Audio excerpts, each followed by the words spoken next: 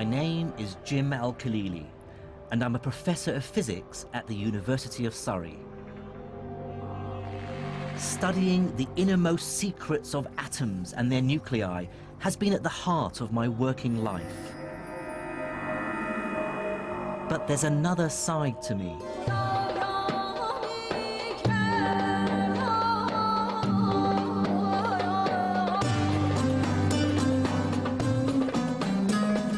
I was born and grew up in Baghdad to an English mother and Iraqi father, but left Iraq with my family in the late 70s when Saddam Hussein came to power. By then, science was already my great passion in life, and as I studied it further, I saw myself fully part of the Western tradition, inspired by names like Newton and Einstein. But buried away was this nagging feeling that I was ignoring part of my own scientific heritage. I still remembered my school days in Iraq and being taught of a golden age of Islamic scholarship, that between the 9th and 12th centuries, a great leap in scientific knowledge took place in Baghdad, Damascus, Cairo, and Cordoba. So I want to unearth this buried history, to discover its great figures and to assess exactly what their contribution to science really was. Are there medieval Muslim scientists who should be spoken of in the same breath as Galileo or Newton or Einstein? And crucially, what is the relationship between science and Islam?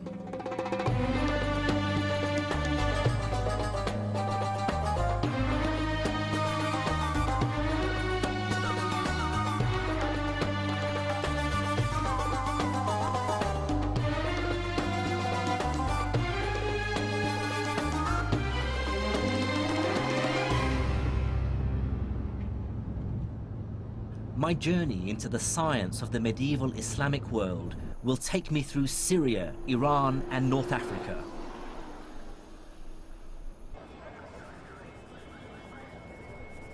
I started in the back streets of the Egyptian capital, Cairo, with the realization that the language of modern science still has many references to its Arabic roots.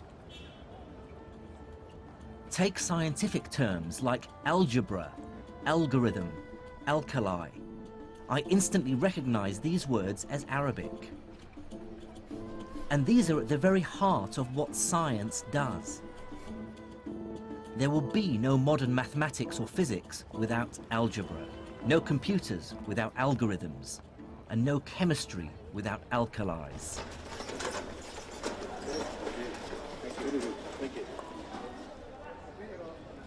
Surprisingly few people in the West today, even scientists, are aware of this medieval Islamic legacy.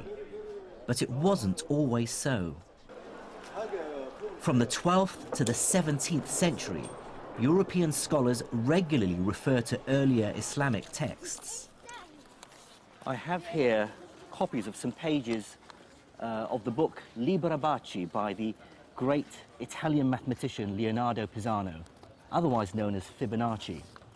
What's fascinating is that on page 406 is a reference to an older text called Modum Algebra et al Muqabala, and in the margin is the name Mahomet, which is the Latinized version of the Arabic name Muhammad.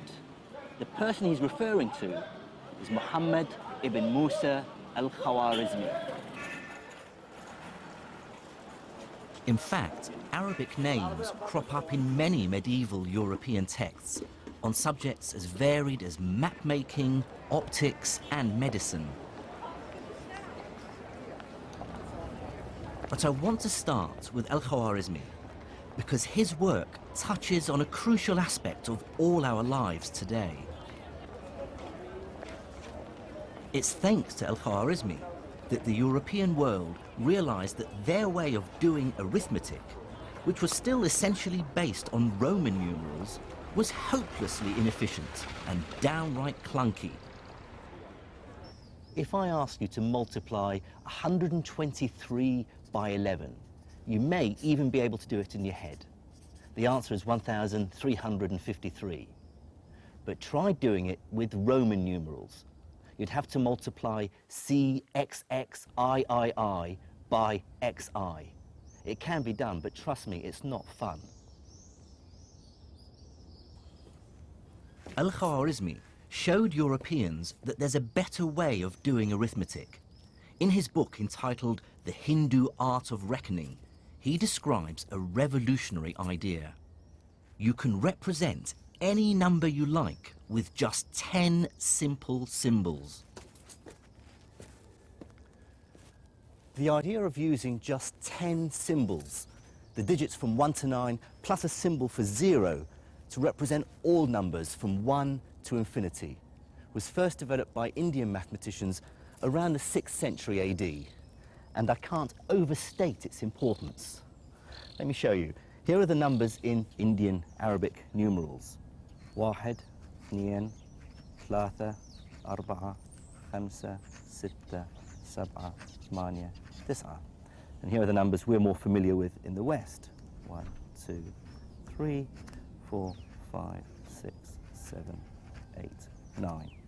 And you can see the similarity between these numbers, in particular, for instance, the digits 2 and 3. If I tip this sideways, you can see now how they look like numbers 2 and 3. And what's powerful about these digits, this numerical system, is how it's simplified arithmetic calculations. But Al-Khwarizmi and his colleagues went further than just translating the Indian system into Arabic. They created the decimal point.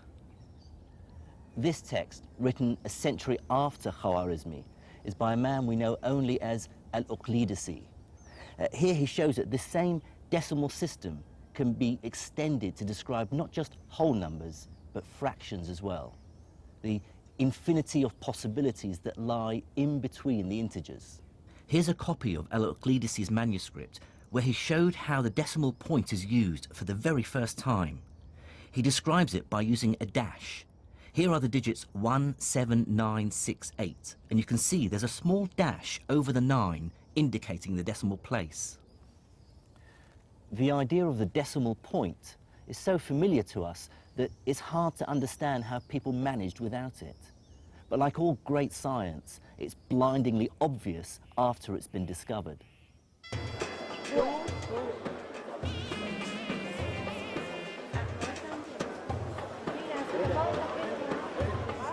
The story of numbers and the decimal point hints that even over 1,000 years ago, science was becoming much more global.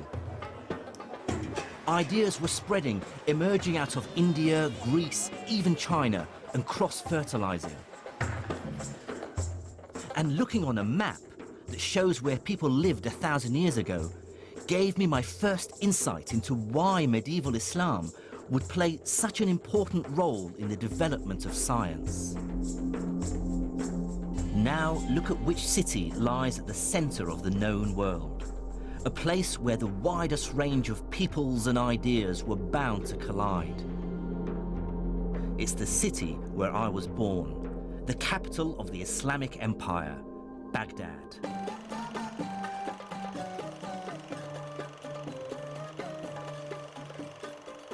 Recent events mean I can no longer visit the city. But these are the home movies of my cousin Faris, filmed in the 1960s. The Baghdad we knew then looked nothing like the bomb-wrecked city it is now. I certainly grew up proud to be associated with one of the world's greatest cities.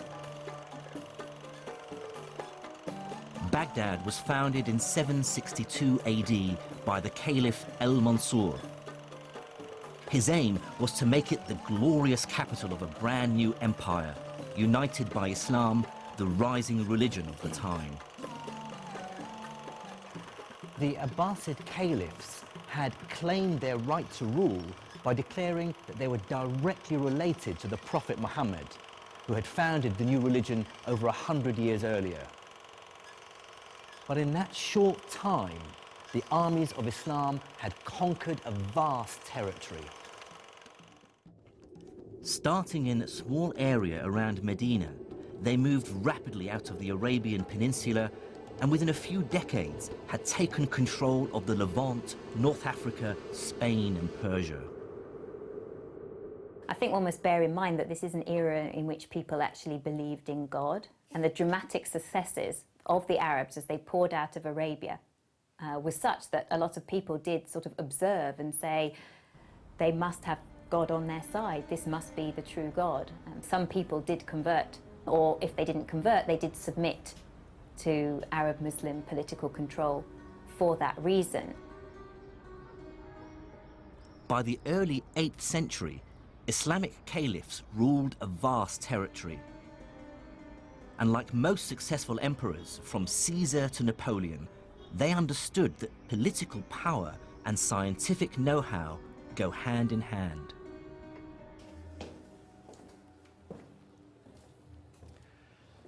There were many reasons for this. Some were practical. Medical knowledge could save lives. Military technology could win wars.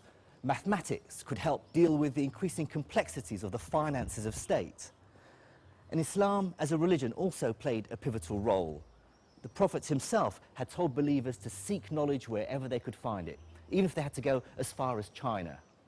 And many Muslims, I'm sure, felt that to study and better understand God's creation was in itself a religious duty. But there were also other less edifying motives at play. To many in the ruling elite of the Islamic Empire, knowledge itself had a self-serving purpose, because possessing it was seen as proof of the new empire's superiority over the rest of the world. But with military and political success, the Islamic caliphs faced an inevitable problem. How do you sensibly govern a hugely diverse population? Although some of the empire had converted to Islam, they were still separated by huge distances and adhered to many different traditions and languages. In the 8th century AD, the empire's leader, the Caliph Abdul Malik, had to find a way of administering this mishmash of languages. Like all the great figures of the Islamic Empire, Abdul Malik lived in a culture without portraiture. All we have are later impressions of what he might have looked like. His solution was sweeping in scale and inadvertently laid the foundations of a scientific renaissance. It was this Abdul Malik ibn Marwan who said, this bureaucratic chaos has to stop. We cannot continue to run a government and govern all of this span of land with this Tower of Babel languages. So he wanted to govern it with a uniform language. That uniform language, of course, he wanted to be able to understand it, so he demanded that it be in Arabic.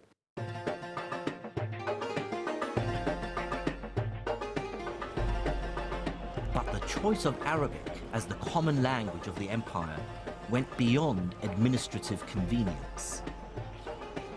The decision had extra force and persuasiveness because Islam's holy book, the Quran, is in Arabic, and Muslims therefore consider Arabic to be the language of God.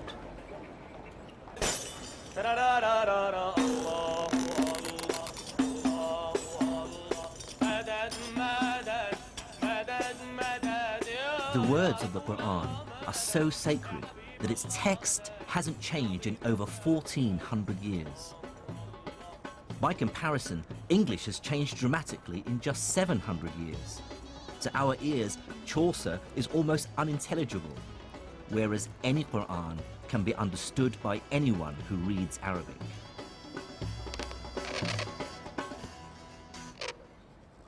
Making copies of the Quran has always been a specialized and highly respected job since the foundation of Islam. Calligraphy expert Naif Scarf, who lives in the Syrian capital Damascus, writes for mosques and in madrasas all over the country.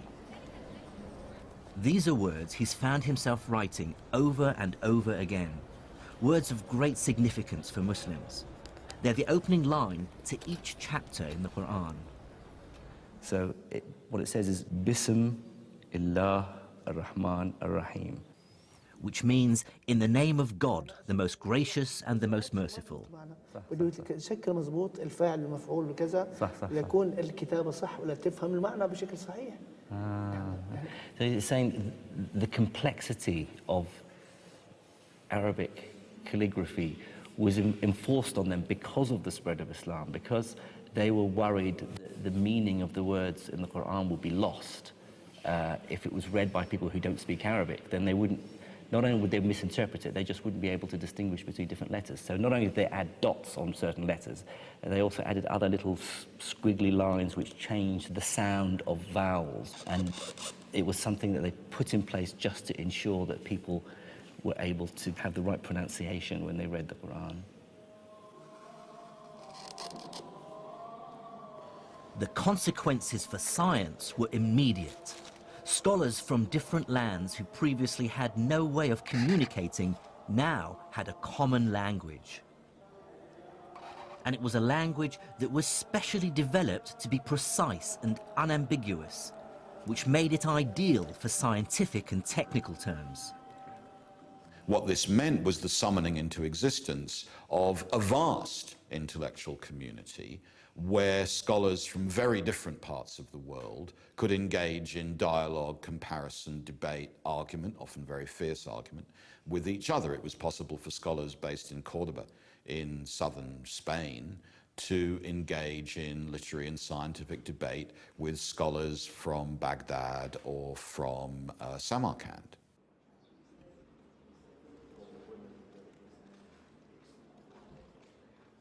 But I can tell you that scholars aren't motivated by the love of knowledge alone. There's nothing like a large hunk of cash to focus the mind. By the early 800s, the ruling elite of the Islamic Empire were pouring money into a truly ambitious project, which was global in scale and which was to have a profound impact on science. It was to scour the libraries of the world for scientific and philosophical manuscripts in any language. Greek, Syriac, Persian, and Sanskrit. Bring them to the empire and translate them into Arabic. This became known as the translation movement.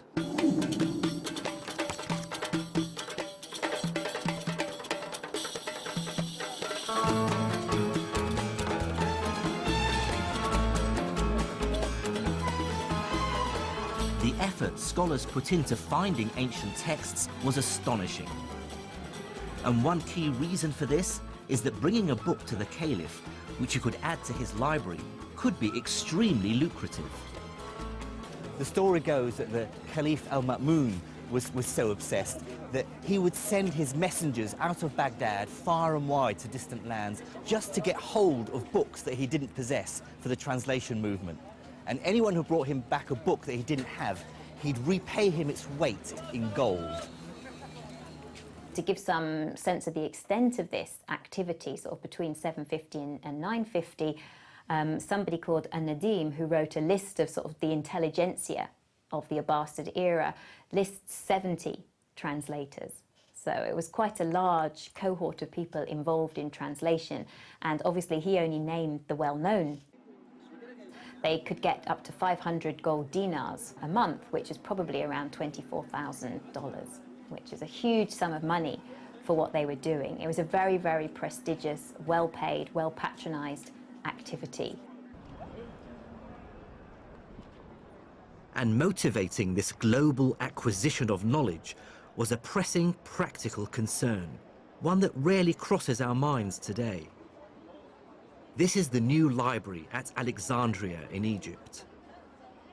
But fresh in the memory of many in the empire was the story of the destruction of the original library at Alexandria centuries earlier, and the shocking loss of thousands of years of accumulated knowledge. One of the things that we tend to forget, because we live in an age of massive information storage and perfect communication, more or less, is the ever-present possibility of total loss. That was very, very important for medieval Islamic scholars. They knew extremely well that writings could be forgotten or buried or burnt or destroyed, that cities could pass away. And what we see in Baghdad or Cairo or Samarkand is exactly the gathering together, translation, analysis, accumulation, storage, and preservation of material that they were well aware could be entirely lost forever.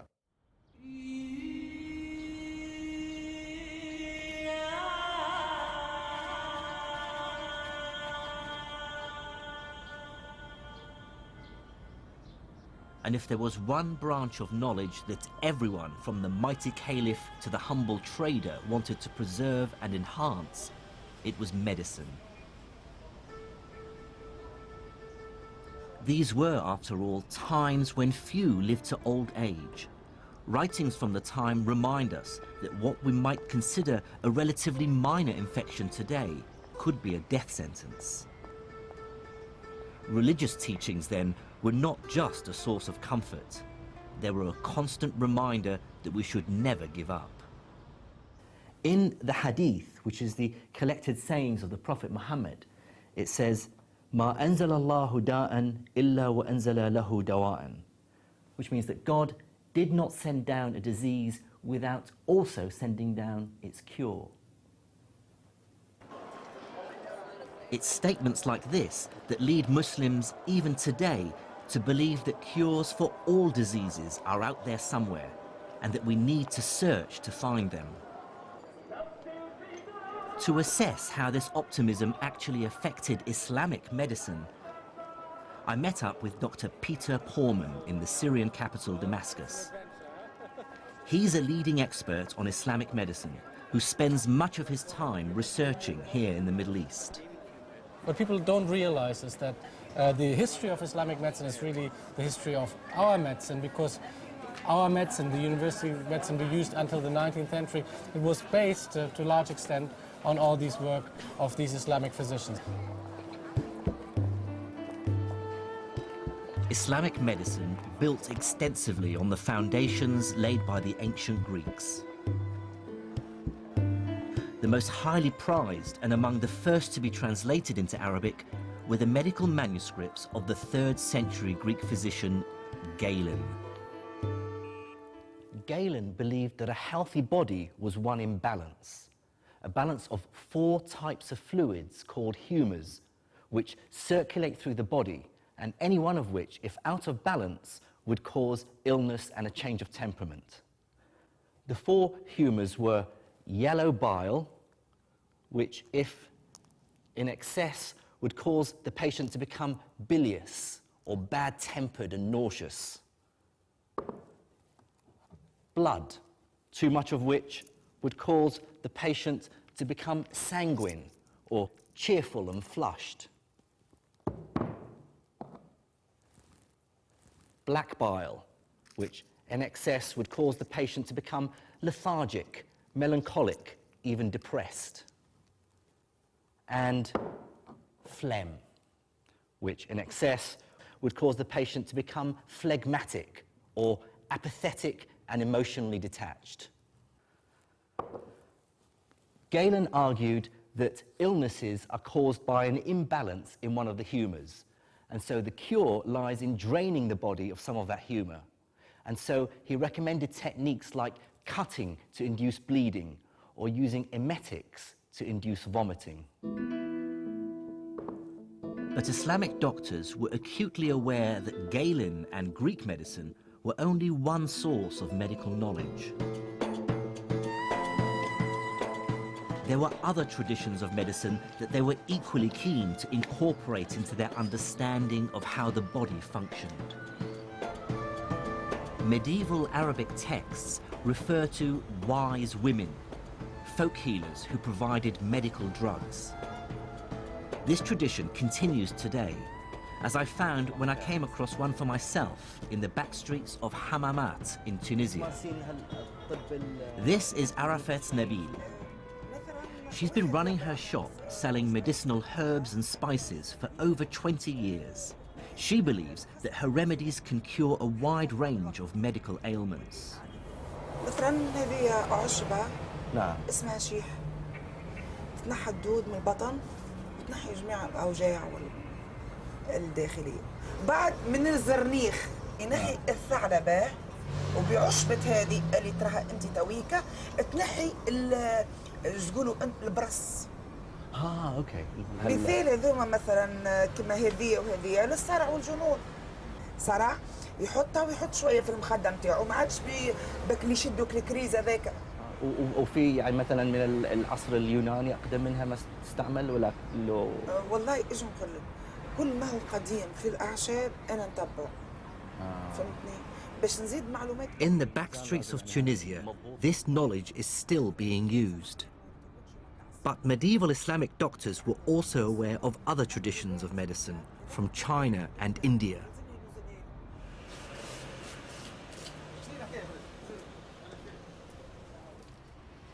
And yet another tradition of medical guidance came from within Islam itself and takes some of its ideas from the Quran and some from the collected sayings of the Prophet, the Hadith.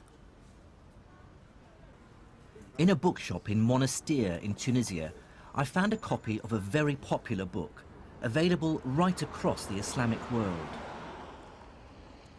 This book is called The Prophet's Medicine, and see how old it is. The author was born between 691 and 751 Hijri, which places him in the 14th century. Here's an interesting bit where it deals with the plague. فإذا سمعتم به بأرض فلا تدخلوا عليه وإذا وقع بأرض وأنتم بها فلا تخرجوا منها فرارا منه. It says if you come across a land where the plague has come down, then do not enter that land. And if the plague comes down onto your land and you're there, then do not leave your homes in the hope of escaping it. So it sort of makes a lot of sense. But here's quite an amusing part. It deals with epilepsy. And it says that the Greeks, or Galen, believed that epilepsy originated in the brain. So, however, they were ignorant. They didn't realize the true cause of epilepsy, which is the possession of the body by evil spirits. And it talks about the cure for epilepsy being exorcism. Hardly scientific. But Islam's most tangible contribution to medicine is less in its specific remedies and more in its overarching philosophy.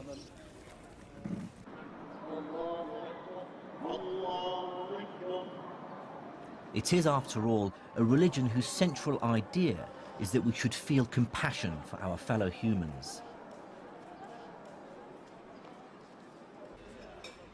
And accompanied by Dr. Peter Porman, I'm going to see a physical bricks and mortar manifestation of medieval Islamic compassion. This is the Nur al-Din Hospital, the leading hospital of the Islamic Empire, built here in Damascus and now a museum. This was built in the 1150s, 1154, I believe.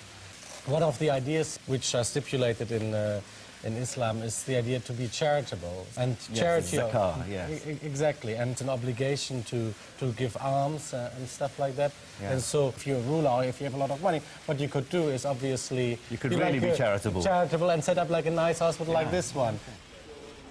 And within the hospital, Islam actively encouraged a high degree of religious tolerance, something we take for granted in modern secular society.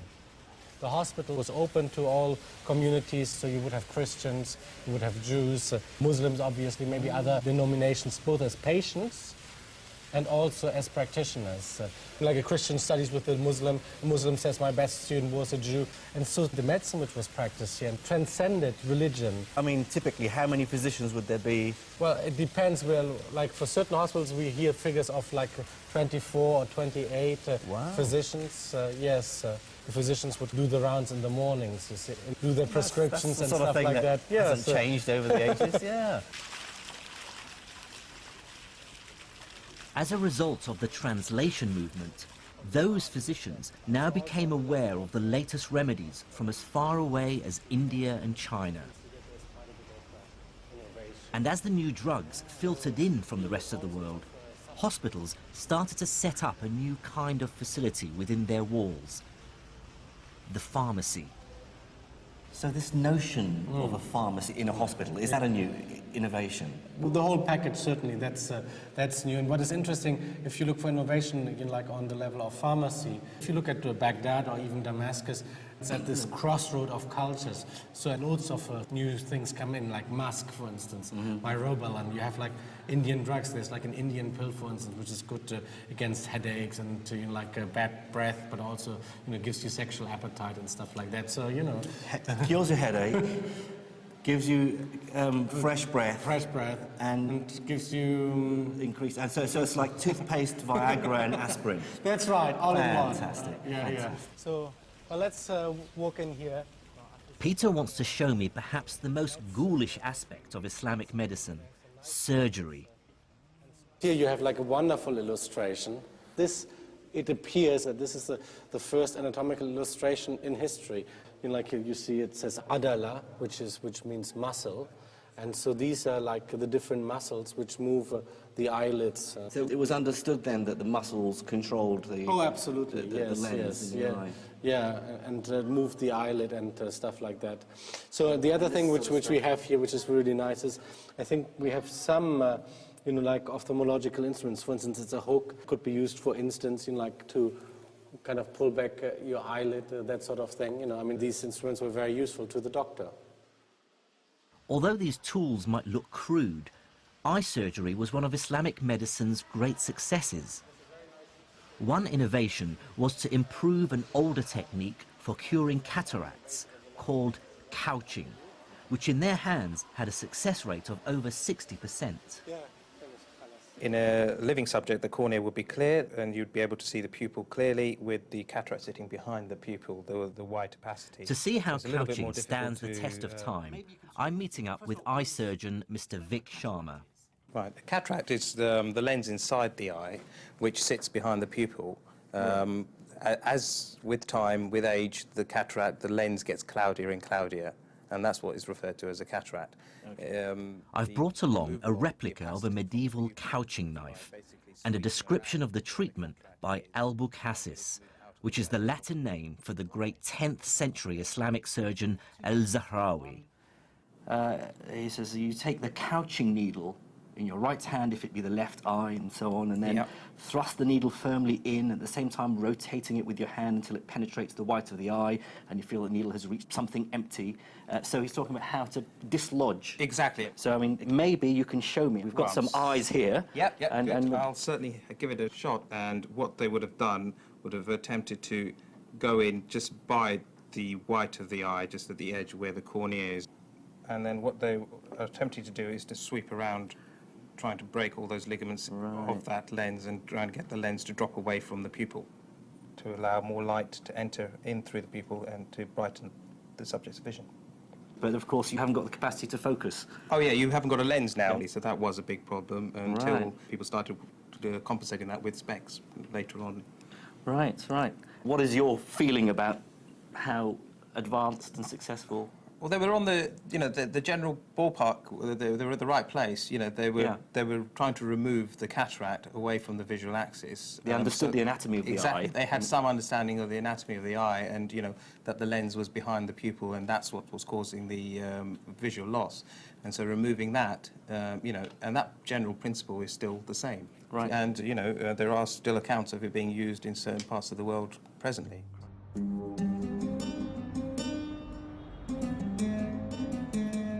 Looking back at medieval Islamic medicine with modern scientific eyes is frustrating.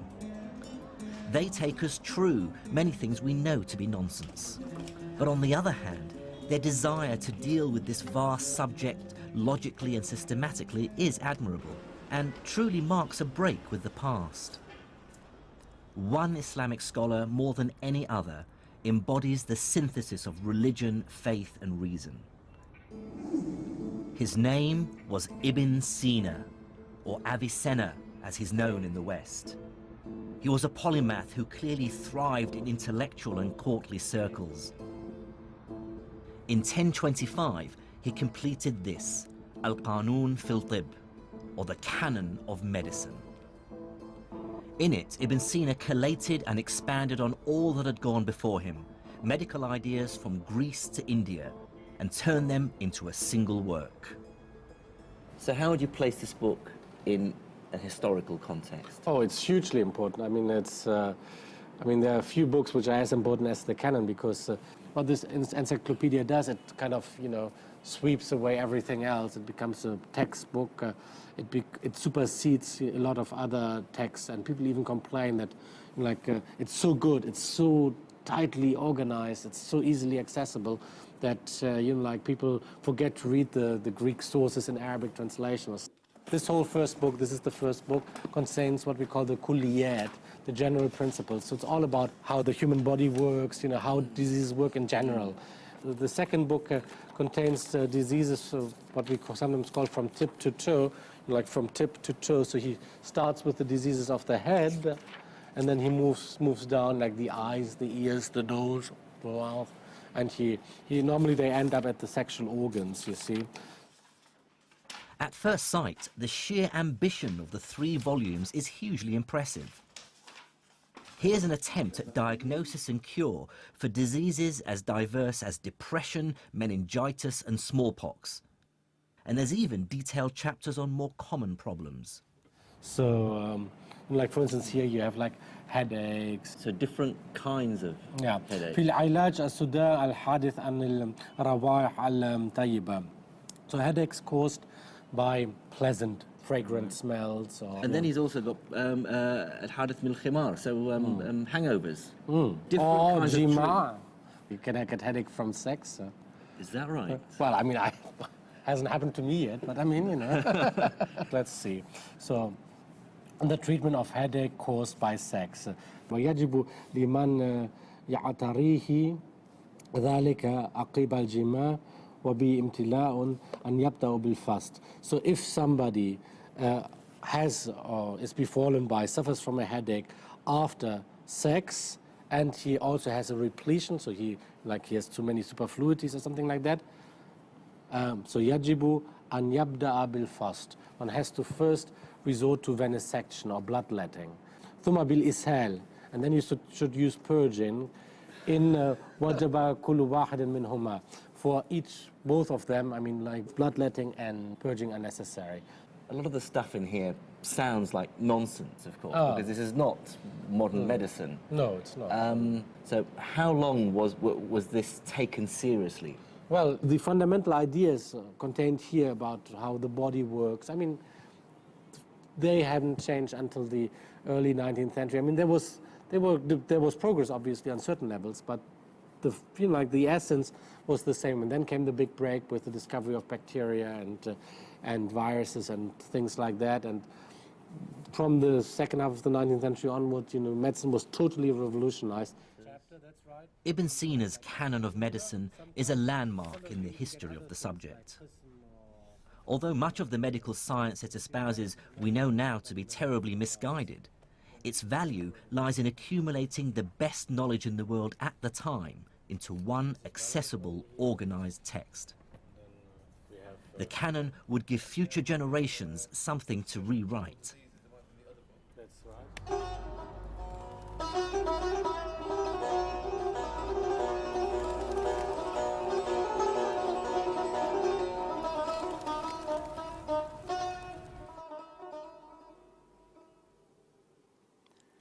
Cataloguing the world's medical knowledge has clear and obvious benefits.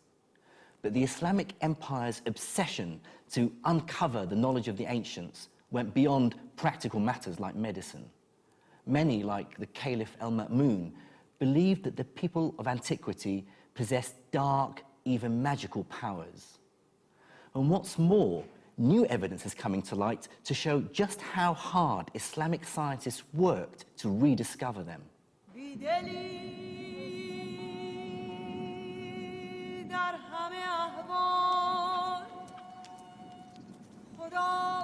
To find out about that story, I have to visit the harsh, burnt yellow of the Sahara Desert in Egypt.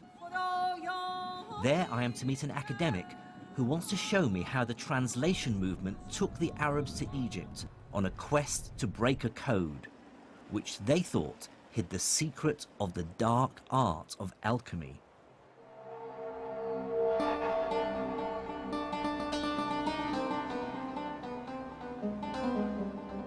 This is Saqqara, a necropolis or graveyard of the ancient pharaohs. Over a 10-acre site, it's a collection of burial chambers and step pyramids that were built in the 3rd millennium before Christ. These are said to be among the oldest stone buildings in the world. Mind the step here? Archaeologist Dr. Okasha Eldali is my guide. He was about to reveal the most astonishing story of my journey so far. Oh, look at that. Like most people, I believed that Egyptian hieroglyphs had remained completely undeciphered until the 19th century. Then came the chance discovery of the famous Rosetta Stone. This stone had the same inscription written in both hieroglyphs and Greek. It provided the crucial clues which British and French scholars used to decipher the writings of ancient Egypt. That's the usual story one hears. But Dr. Eldali has made a discovery that dramatically alters it. He has recently unearthed a number of rare works by the Islamic scholar Ibn Wahshiyya. What he did was figure out a correspondence between hieroglyphs like these and letters in the Arabic alphabet. If you look here, for example, at Ibn Wahshiyya's manuscript, you see he's giving us the Egyptian hieroglyphic signs that have phonetic value underneath. Yes, and they have the phonetic value in Arabic underneath. So look very carefully at this one. He says "seen" underneath that seat. Yes. Now look at this seat here. That is S. That seat in Egyptian hieroglyphic is used for the sign S, seen, which is what you see here, seen. That is the name of the god Osiris. Osiris. Oh, with an S. That's the seen. This is the letter H. This one here. This is the heart. The water wave Right. is the letter N, or noon in Arabic. T, and the letter F. These are all letters. These are all letters. But then he realized... But how did he decipher the hieroglyphs? The one good thing about the early Arab scholars was their ability to link ancient Egyptian language, we call hieroglyphic, to link it with their own contemporary Coptic. They realized that Coptic is nothing but the later stage of ancient Egyptian language. And they realized this because the translation movement had literally placed hundreds of Coptic texts into their hands. The scholars could now see a direct link between hieroglyphs and Arabic. What fraction of these symbols would have been correctly deciphered? They got about 14 letters. They cracked more than half of the Egyptian hieroglyphic correctly. So that was a remarkable achievement for people in the 9th century, 10th century.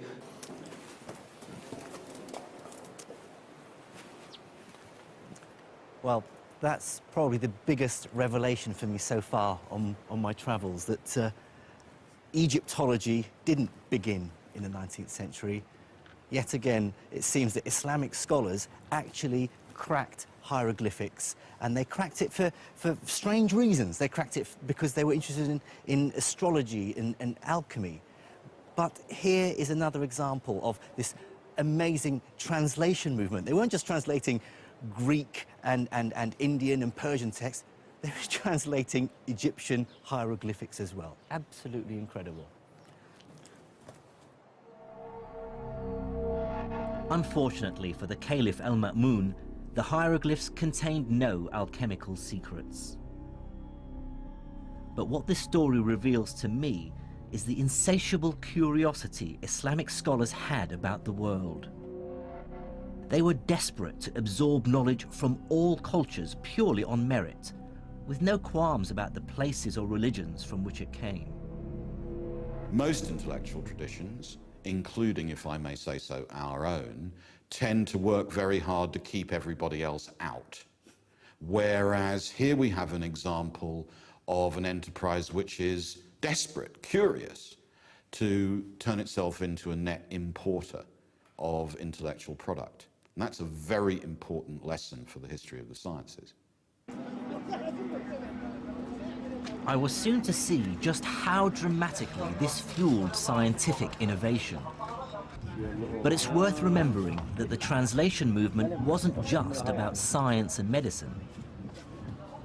As the capital Baghdad sat in the center of a vast, successful empire, it became home to an extraordinary flourishing of all kinds of culture.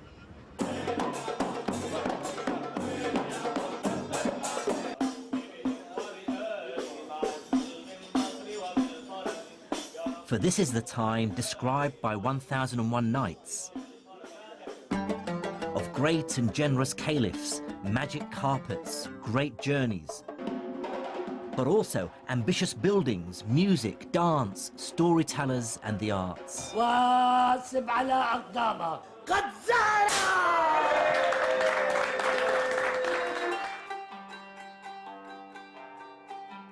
Baghdad was such a cultured and vibrant city that one traveller of the time wrote, "There is none more learned than their scholars, more cogent than their theologians, more poetic than their poets, or more reckless than their rakes."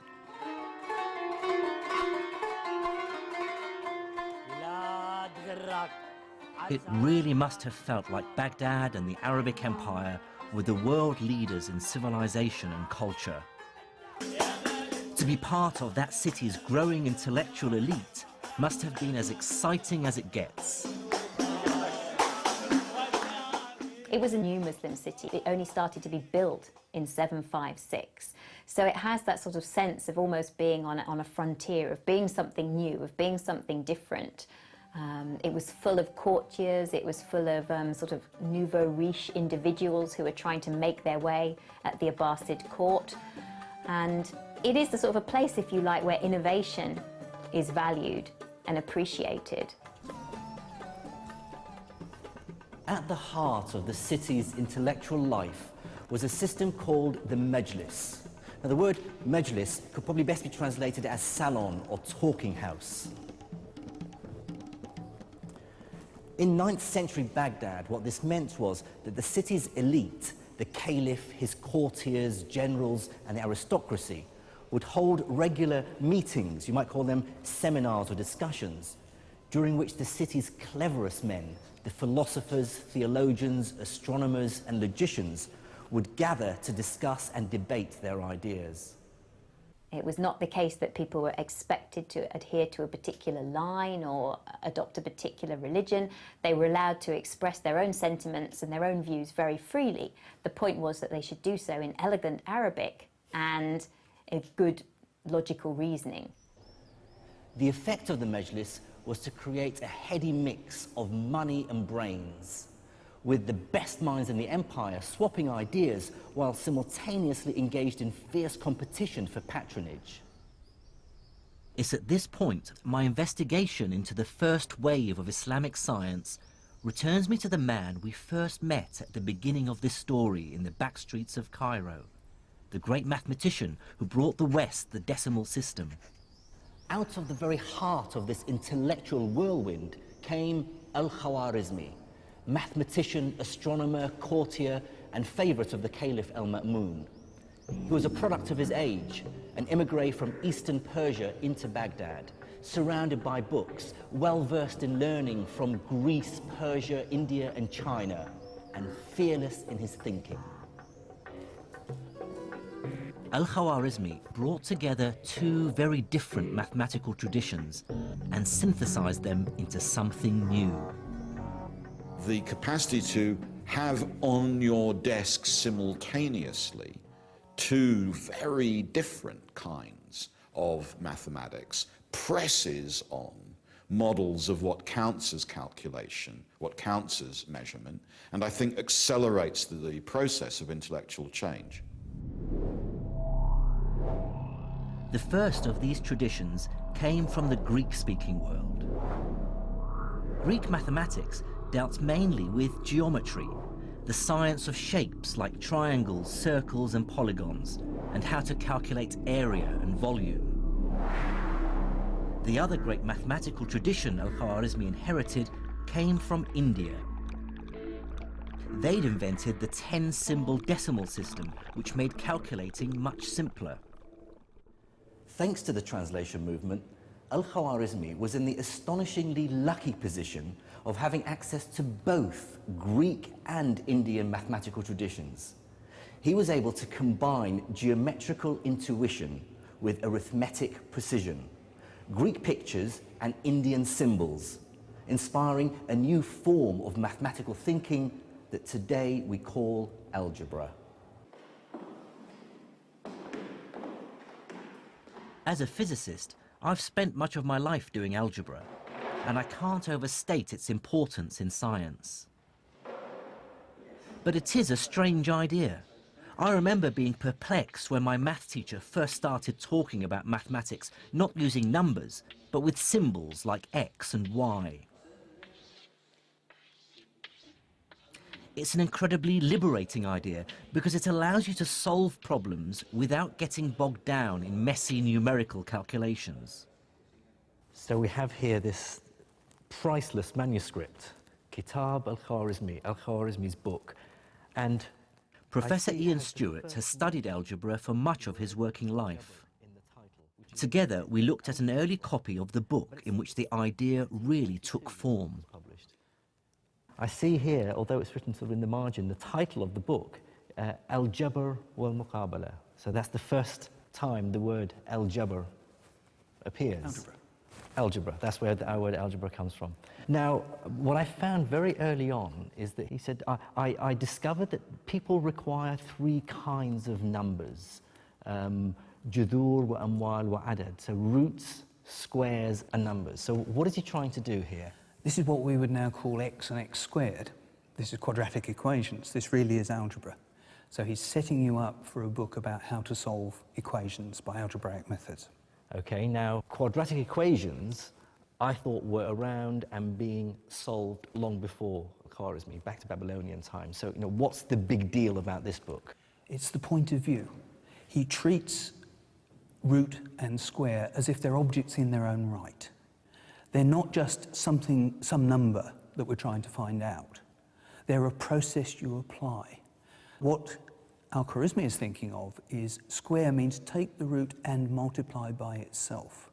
And that recipe is true whatever the root might be. If it's 5, it's 5 times 5, it's 25. If it's 3, it's 3 times 3. He's giving you a general recipe, now called an algorithm, after him.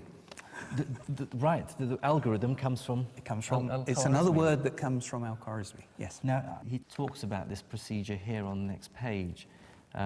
You take the number multiplying the root, and then you halve it, and then you multiply it by itself. Then you add it to the other number and take the square root. That's the algorithm, is it? That's right, and this is where you see the difference, because previous writers on the subject would have said things like, take half of 10, which is 5, square that, which is 25, and then they do another problem, take half of 12, which is 6, square that, which is 36, and they'd run you through this same process over and over again with different numbers, and it would be up to you to infer how to do it on the next problem. But he doesn't do that. He doesn't do that. He says, take half the root. Whatever the root is, take half the root. So half the root is actually an object. If the root is an object, half the root is an object. So you don't have to have in your mind what that root stands for. You can forget about what it stands for. When you come to square it, you just know, okay, I should square this thing. I don't care what the thing is. So you abandon temporarily this link with specific numbers, manipulate the new objects according to the rules that his book is explaining, and then the numbers that these objects represent in your particular problem will miraculously appear at the end, and you'll end up with x equals 3, or whatever it is. So how revolutionary do you regard Al-Khwarizmi's work? He made it possible for algebra to exist as a subject in its own right, rather than as a technique for finding numbers. The least interesting bit of an algebraic calculation is when you get to the end and discover that x equals 3. It's the route you take to get there. But if it was a special route for each problem and a different route for each problem, that wouldn't be interesting either. It would just be a big mess. There's this beautiful general series of principles, and if you understand those, then you really understand algebra.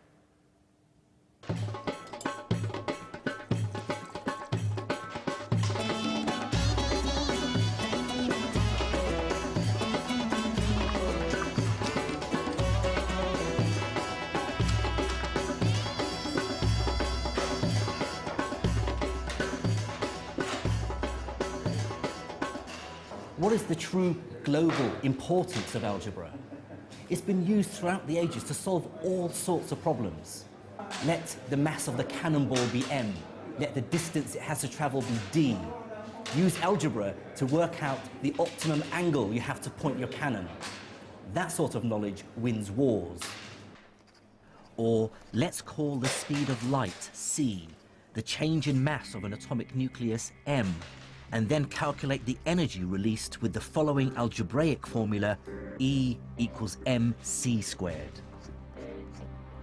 Mastery of that information truly is power.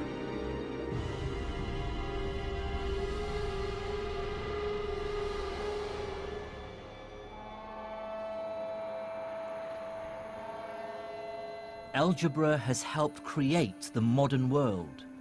Our science is unimaginable without it.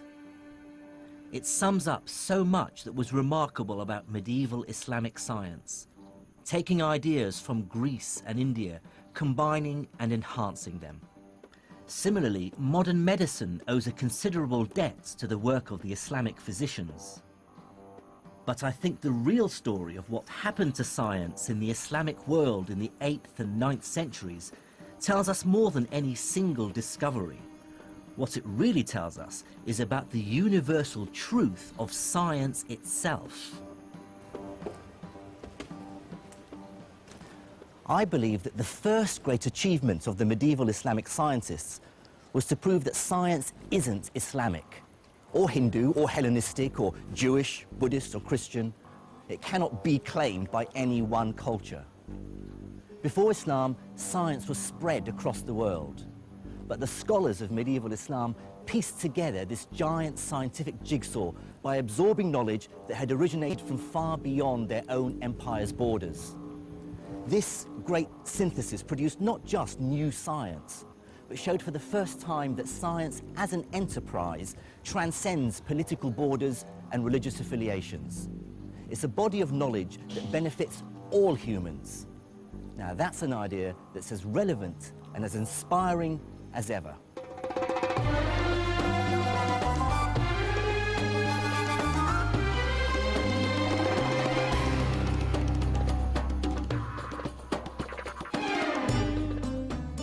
In the next episode, I investigate how one of the most important ideas in the world arose in the Islamic Empire.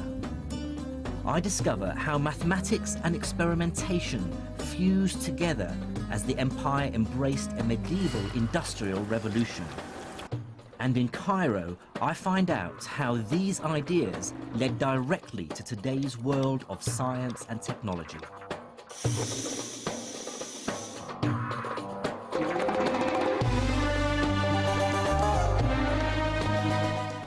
Science and Islam continues next Monday night at 11:25. Tonight we're heading for Broadcasting House and a day out with U2.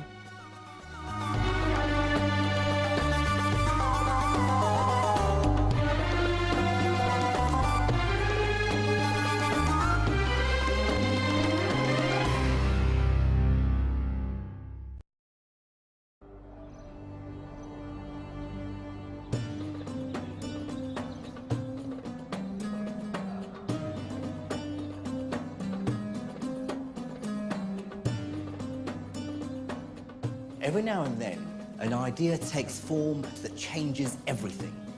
It revolutionizes the way we see and understand the world around us. I believe that just such an idea took form in the medieval Islamic world. It's the idea that everything, from the stars above to the workings of our own bodies, is not arbitrary or whimsical, but subject to certain systematic rules. And what's more, that we humans can work out what those rules might be. And then we can refine and test our theories through observation and experiment. In other words, it's the idea we now call the scientific method.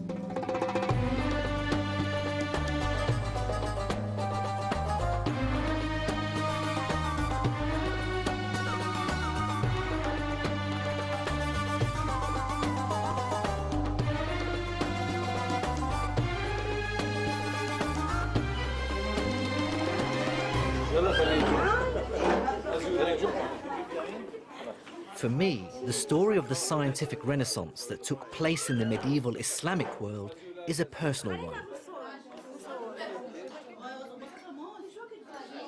This is my cousin Samir's house in the Iranian capital, Tehran. I haven't seen some of the relatives on my father's side of the family in over 30 years. This is my not so tall but very beautiful Auntie Anisa. The Al-Khalili family is originally from the city of Najaf in Iraq, south of Baghdad. In fact, I grew up in Iraq. But when Saddam Hussein came to power, the family split. Many of the Al-Khalilis fled here to Iran.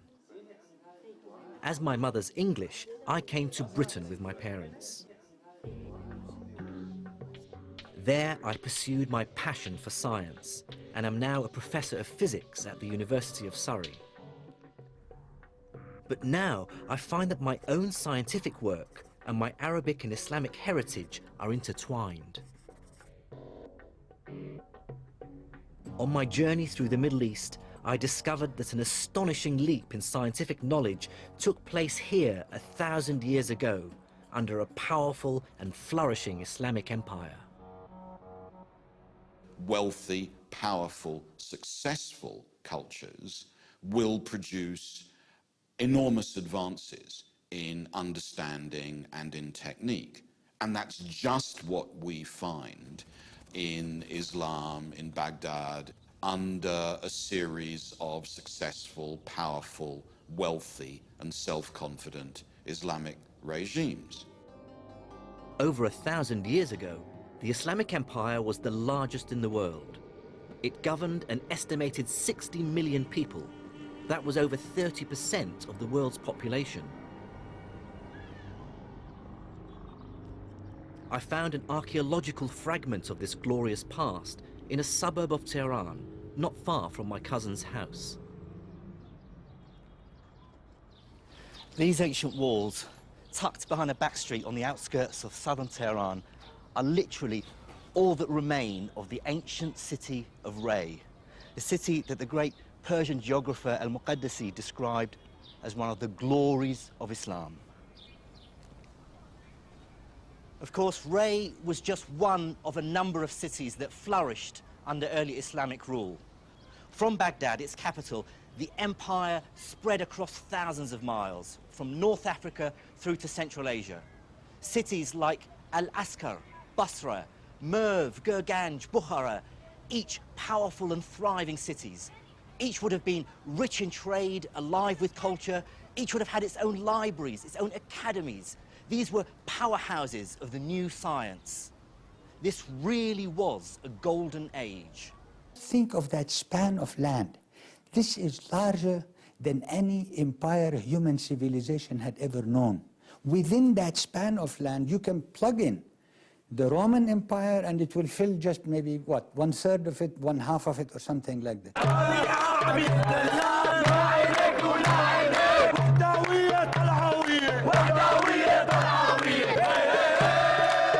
Reminders of this great Islamic empire are everywhere in the Arab world today. This football match in the Syrian capital Damascus is being played at the Abbasid Stadium. That's the name of the family who ruled the Islamic Empire from 750 to 1258 AD.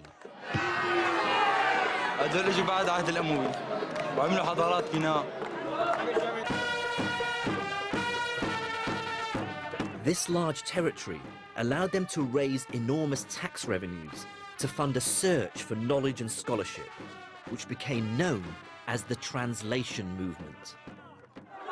They sent scholars around the known world to gather up great books and have them translated into Arabic. It's a legacy that's still alive in the minds of most modern Arabs.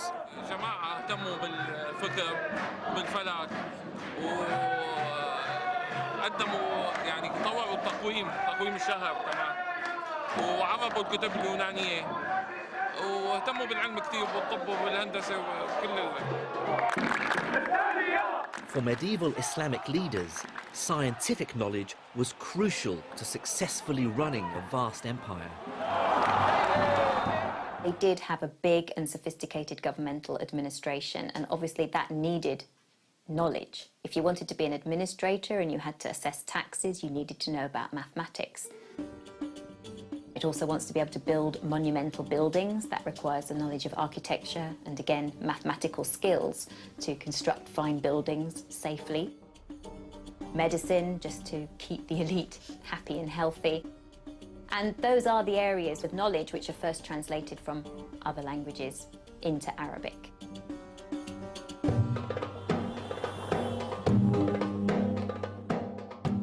The legacy of the medieval Islamic Empire is scattered across a vast region. There's architectural masterpieces like the Umayyad Mosque in Damascus, the Jami' Mosque in Isfahan, and Al-Azhar University and Mosque in Cairo. And then there are many ruins that still hint at past glories, like this, a crumbling 8th century palace deep in the Syrian desert. And this, a huge Muslim palace called Medinat al-Zahra, currently being excavated in southern Spain. These are the impressive ruins of Medinat al-Zahra, the fantastic palace city built outside Cordoba in the 9th century by Abdurrahman III, who was the greatest of all the Andalusian caliphs. At the time that it was ruined, Cordoba was in fact the largest and most important city in Europe, a rival to Baghdad in the east for a center for Islamic scholarship and science. And as I traveled, I saw how science, especially numerical record keeping and measurement, was crucial to dealing with the challenges of running a vast empire.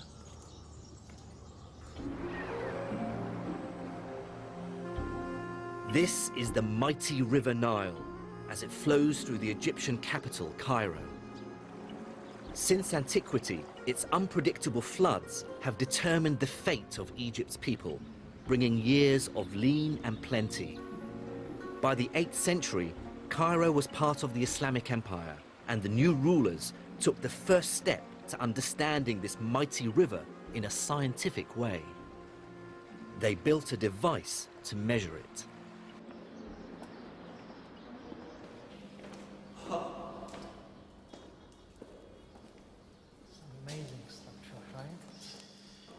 Dr. Nader Al-Bizri of the Institute of Ismaili Studies is showing me the Nilometer. It's basically a huge colonnade that was built in a chamber connected by tunnels to the river. As the water rose or fell, its height could be read from the central column. The central colonnade here is ultimately a measuring instrument. It is very precise. It's almost 1 inch between a marking and another. Presumably they need to know seasonal variations in the height. And to try to have some sort of record so that they could measure against certain years, where a year was known for a high level of flood versus another year known for its drought. Then they might perhaps take some precautions. Yes. The data collected from the Nilometer did have one practical use. By creating an objective record of the river's behavior, it allowed the rulers of the time to calculate how much tax to levy on Egypt's farmers. But whatever its uses, what I love about the Nilometer is how it shows that to understand the world, you have to build devices to measure it. If you think very hard, it's never obvious that measurement can make sense of the world around us. The world appears, as a Western philosopher once put it, like a buzzing, blooming confusion. And the idea that we as a group have tools which are reliable, which have sufficient integrity, which have an intellectual grip that can make sense of the basic phenomena we see around us, that's an astonishing idea.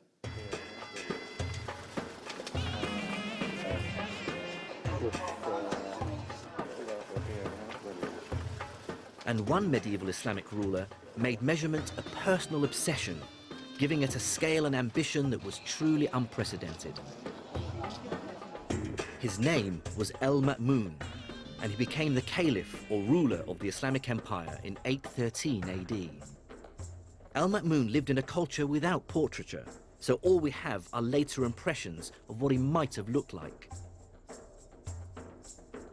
El-Ma'mun funded a range of scientific research, but one particular project was a personal favorite of his.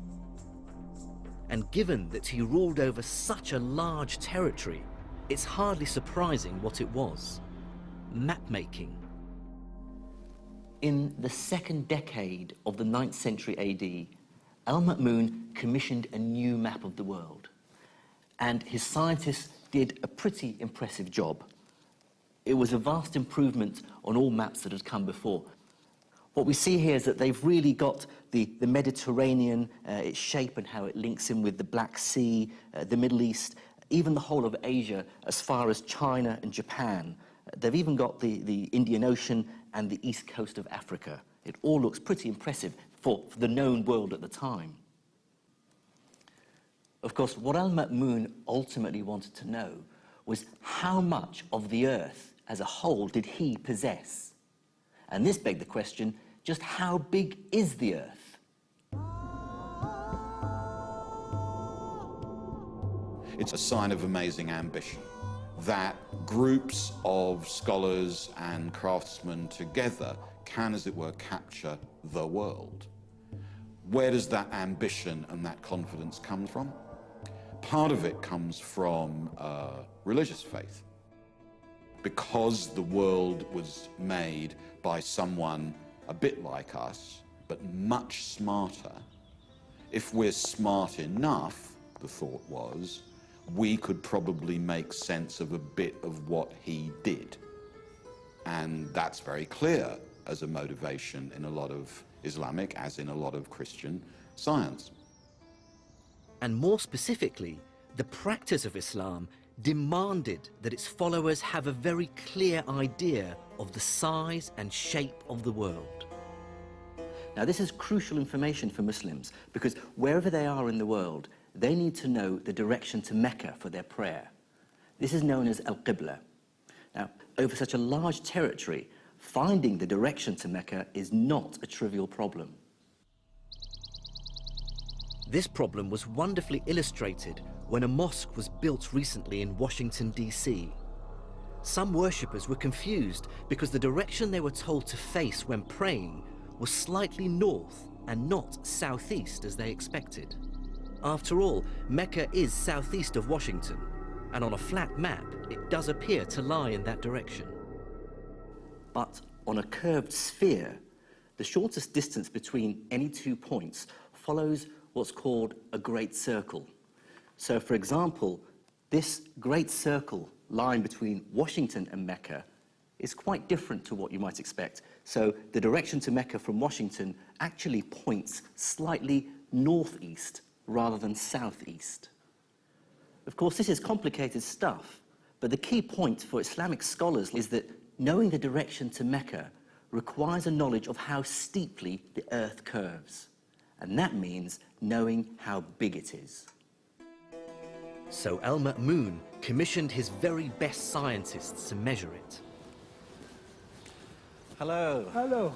Mr. How are you? I'm Khalili. Nice to meet you. To understand how they did it, I'm meeting up with Professor Sami Chaloubi from Aleppo University in Syria, who's an expert in early Islamic science. Come and join me. هلا عندما قسم هاي على 7.5 عندما قسمها على 7.5 Professor Chaloubi began by explaining the measuring technique, which El-Ma'mun's scientists first used and which they had inherited from the Greeks. We're now talking about this, the earlier Yes. Aristophanes technique of measuring the circumference. It was repeated again by the Abbasid astronomers, was to measure the distance between 2 points and then look at the angle of inclination of the sun. So in Egypt, in Aswan down in the south, they regard the sun as being vertical. This is, near to the equator. And they worked out how far away from the vertical the sun was if they measured it from the north of Egypt in Alexandria, which is on the Mediterranean coast. Al-Ma'mun's astronomers repeated the Greek experiment in Syria and Iraq by measuring the angle of the sun in the sky at noon at one known location. They then walked due north to a second location, carefully measuring the distance they travelled. At the second location, they once again measured the angle of the sun at noon. This angle would have been slightly smaller than the first one. With these figures, Al-Ma'mun's astronomers were able to estimate the Earth's circumference. They got a value of 24,000 miles, within 4% of the correct value. Not bad, you might think, but this method was flawed and ultimately unreliable. The main problem with it was that measuring the distance between two locations was incredibly difficult. It could only be done by the unreliable method of counting paces as you walked through the burning desert. A more reliable and sophisticated method for estimating the Earth's size was needed. And 2 centuries after Al-Ma'mun died, it came. What made it possible was a great leap of imagination, and the fact that by 900 AD, much of the world's mathematical knowledge had been translated into Arabic, so scholars could scrutinize and improve on it. Out of this obsession with scholarly learning came a true mathematical visionary, Abu Rayhan Muhammad ibn Ahmed al-Bayruni. And like all Islamic scholars of the time, al-Bayruni was obsessed with the science and mathematics of the ancient Greeks, Babylonians, and Indians. And because of the success of the translation movement, he had literally on his desk the great work on geometry by Euclid, Ptolemy's Almagest, the Indian text, the Sinhind, and the famous work on algebra by Al-Khwarizmi. Professor Chaloubi has brought along the book in which al-Bayruni describes how he combined algebra and geometry with some very simple and practical measurements to solve the epic problem of how to calculate the size of the Earth.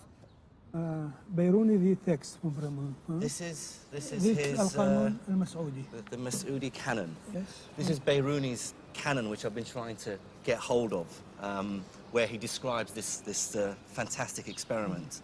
And, oh, you found the page? Yes.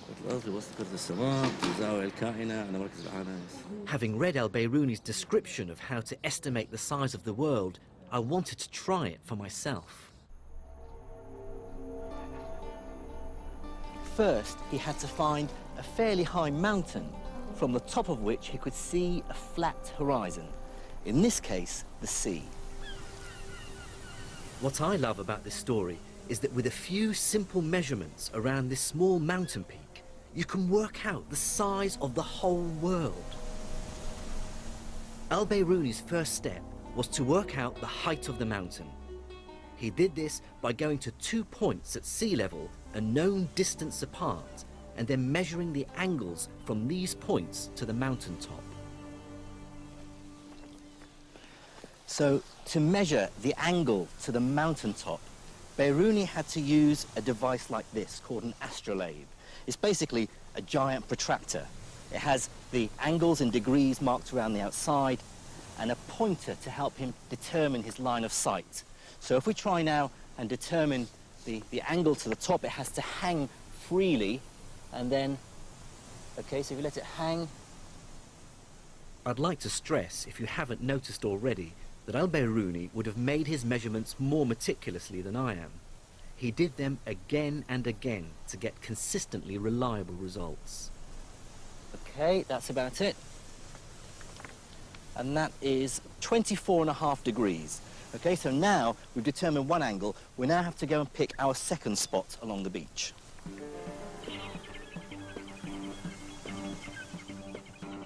The distance from the first to the second point must be measured accurately. In this case, it's 100 meters, and the 2 points must be in a straight line with the mountain.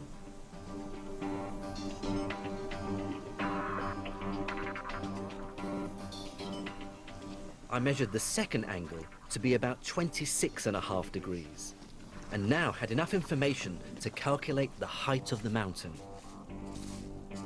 Using trigonometry and algebra, Al-Biruni used a formula that relates the height of the mountain to what are known as the tangents of the angles he measured. Using my measurements, I get a figure for this mountain of about 530 meters.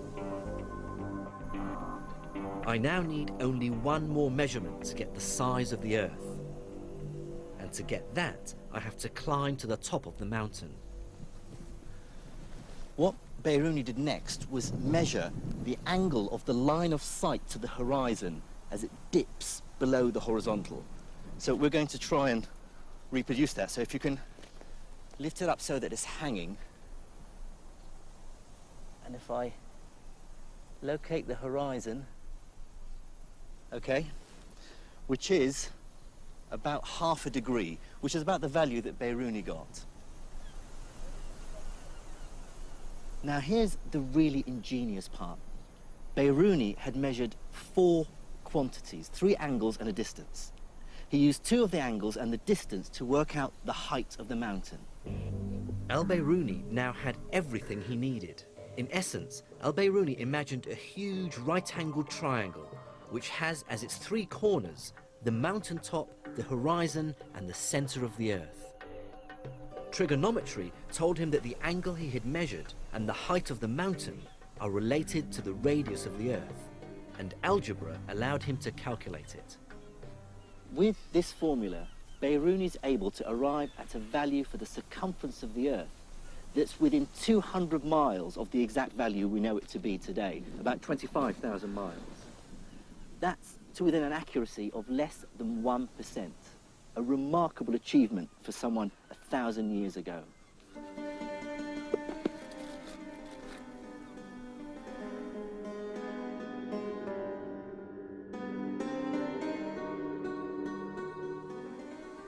For me, Biruni's experiment is an early dramatic example of a scientist using mathematical reasoning to extend humanity's reach.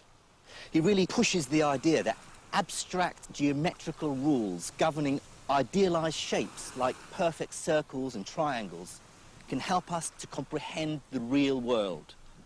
Einstein used precisely the same approach, admittedly with much more advanced mathematics, when he developed his general theory of relativity almost 1,000 years after Biruni. But both Einstein and Biruni were united by a single common idea. With mathematics, humanity can embrace the universe.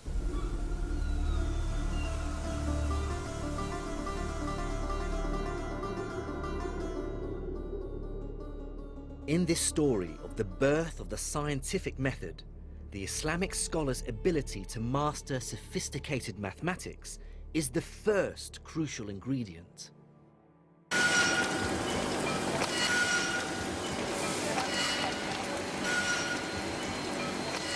The second crucial ingredient is the use of experiments in science. Without experiment, theory remains meaningless and sterile. It's experimentation that allows theory to be held up against the real world. It gives it physical meaning. But whereas sophisticated mathematics grew out of the empire's obsession with the world's learning through the translation movement, practical experiments came from the daily needs of a powerful and expanding civilization.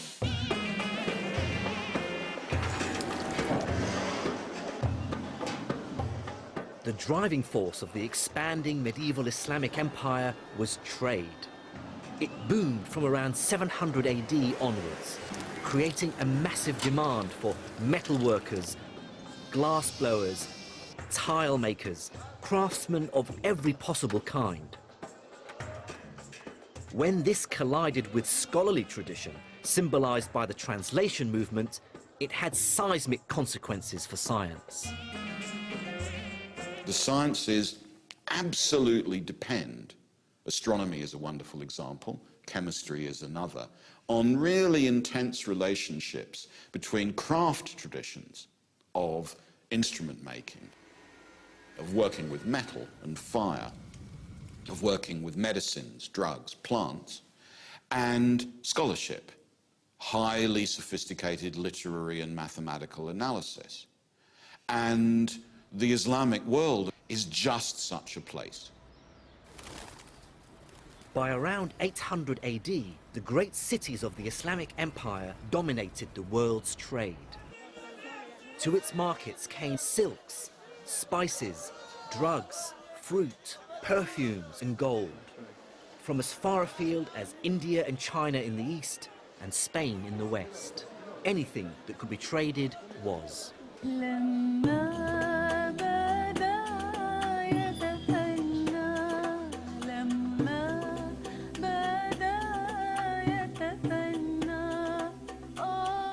A wonderful relic of this medieval trade boom are the great caravanserais, like this one in the Syrian capital, Damascus. This huge vaulted building was designed as a resting place for all the traders and their animals who visited the city.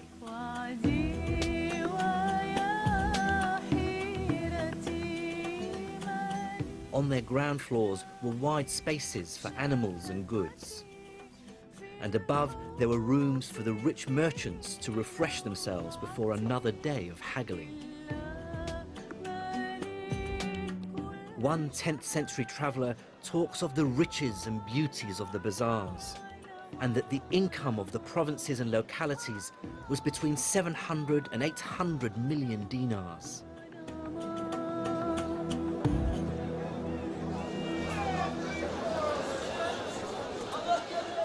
Markets like this in the Egyptian capital Cairo still capture the intensity of medieval trade. And still surviving in the modern world of the internet and the mobile phone is a fantastic example of how traders 1,000 years ago communicated across a vast empire. So this is a carrier pigeon, its base is here, so wherever you took this pigeon all over Egypt, it will make its way back to this guy. There's a famous story that a rich Cairo merchant by the name of Anor wanted to grow cherry trees. So he sent a message with a carrier pigeon to a contact of his in Damascus asking for some seeds. His contact sent back 500 birds, each one carrying a small bag with seeds in it. The whole process took just 3 days. Sort of a medieval FedEx, really.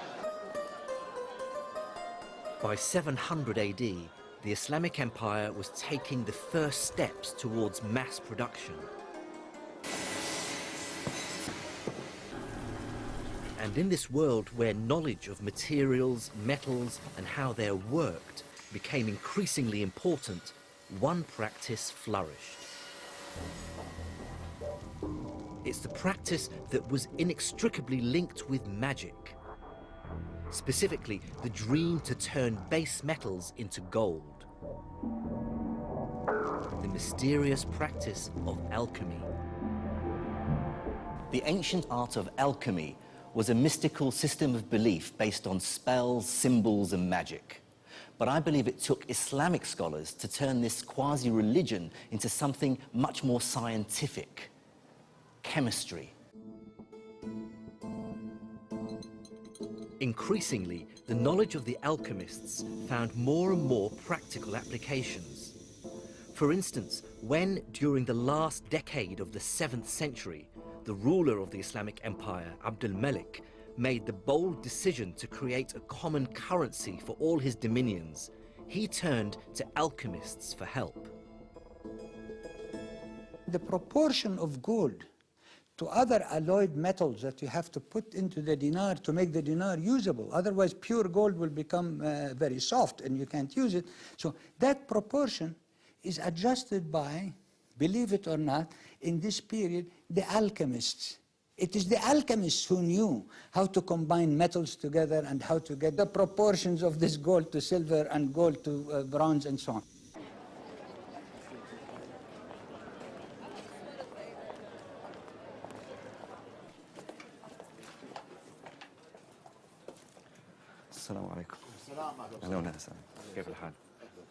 I hunted down tangible evidence of the skill of medieval Islamic alchemists in the old markets in the Syrian capital, Damascus.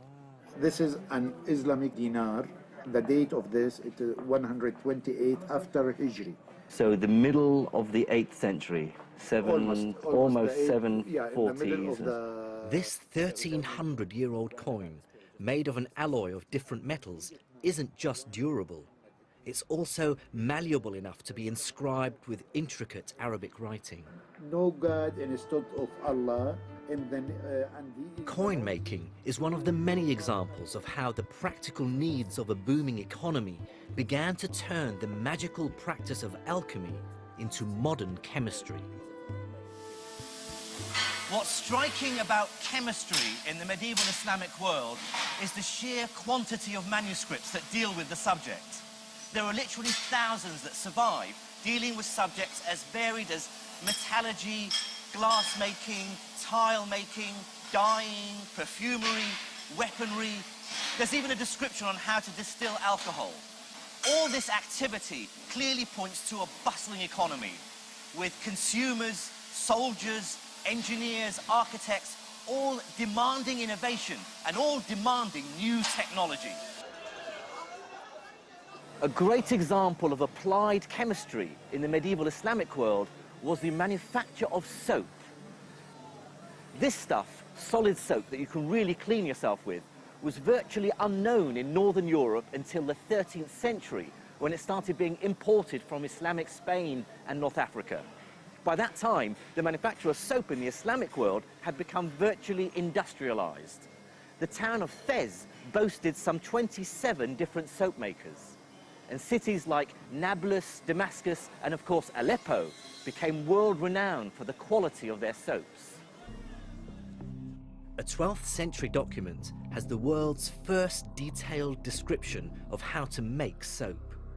It mentions a key ingredient, and it's a substance that became crucial to modern chemistry, an alkali. Now, alkaline substances are crucial to soap making.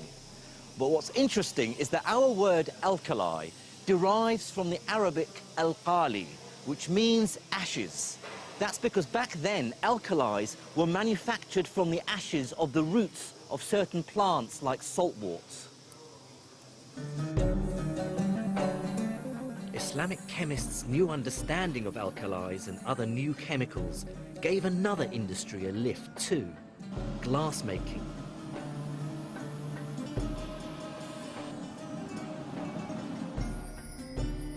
The Islamic chemists discovered that they could change the color of glass using newly discovered chemicals like manganese salts.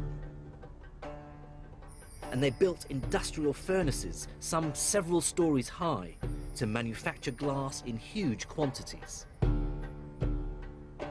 The legacy of their skills can still be seen in beautiful stained glass windows. Islamic chemists also developed many other colors, pigments and dyes, using their new alkalis and metals like lead and tin. These helped architects to decorate mosques, like this one in the Iranian city of Isfahan, in a glorious range of colors and designs.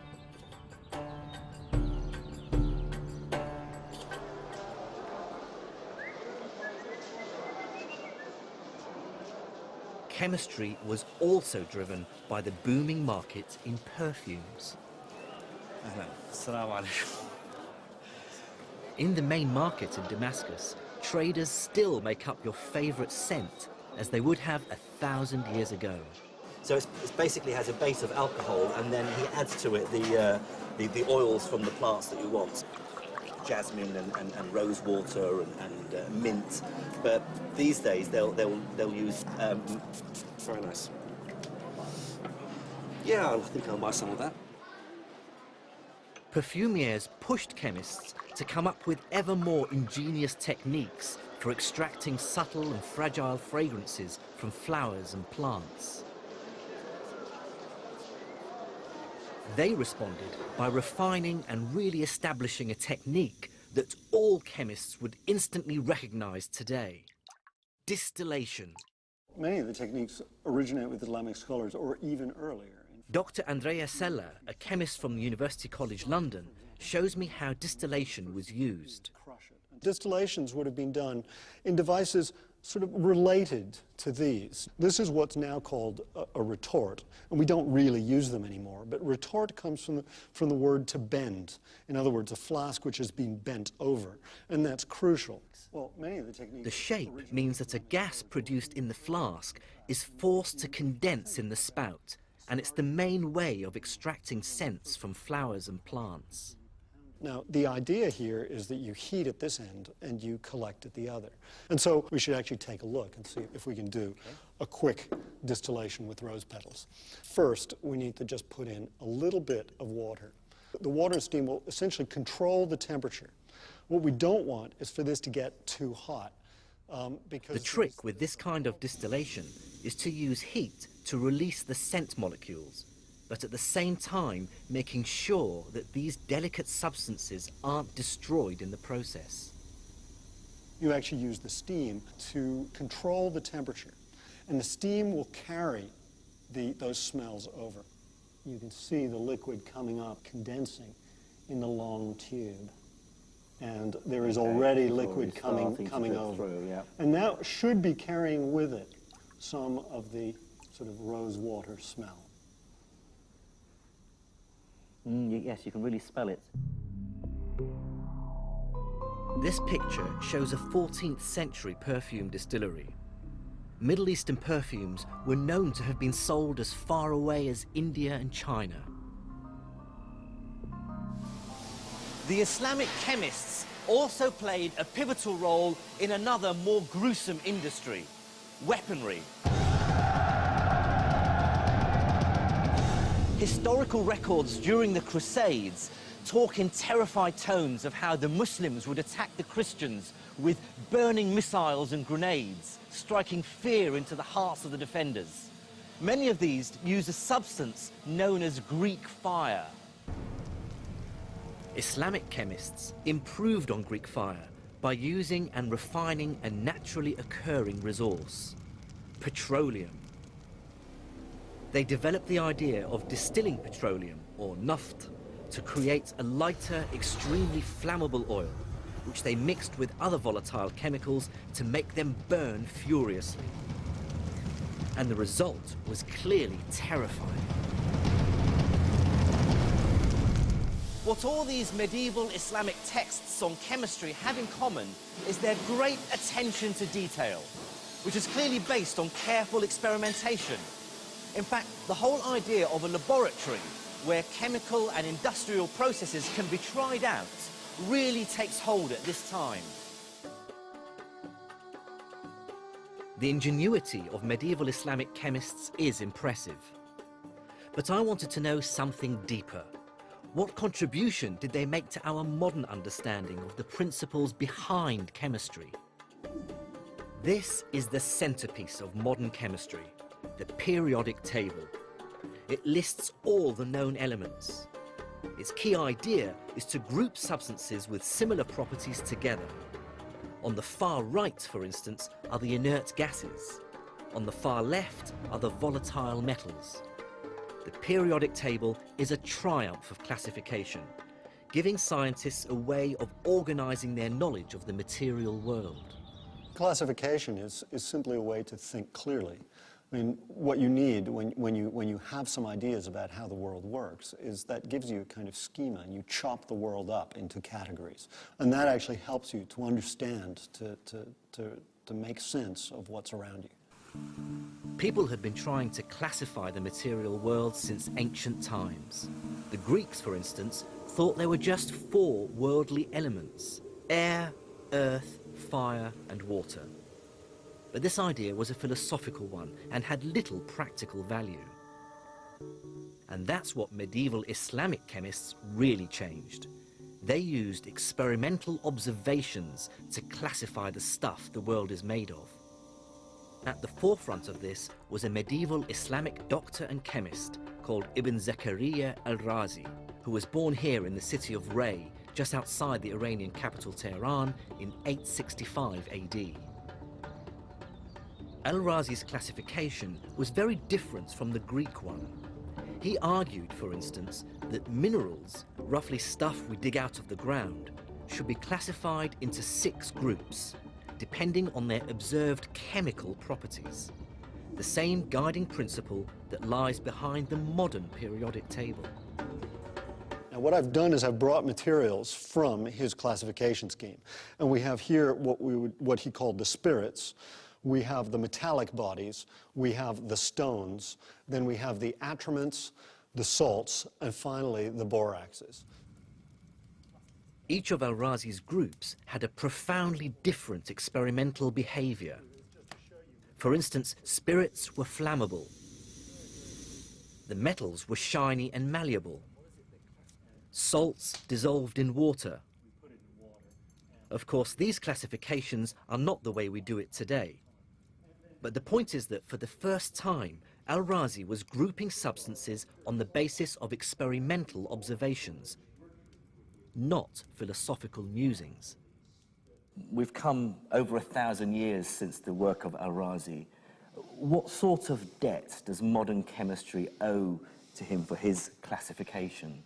Well, I think with Razi we start to see that the first classification which really leads on to further experiments, the first schema which allows people to start doing rational work. And so really he lies at the start of almost formal chemistry, which ultimately leads to our periodic table.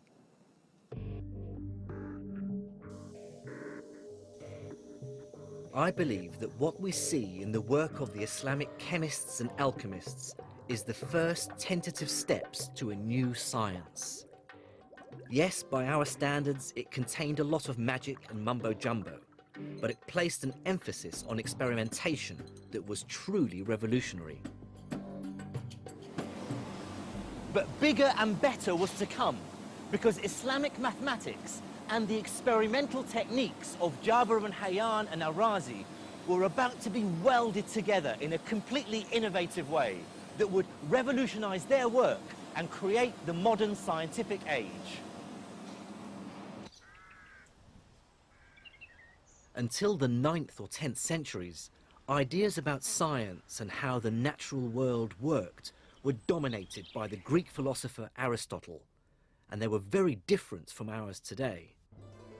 He believed that mathematics was concerned only with an abstract world of perfect forms, of idealized shapes like circles, squares, and triangles.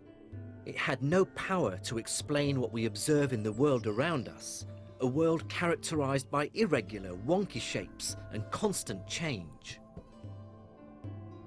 Physics is a Greek word meaning the science of change.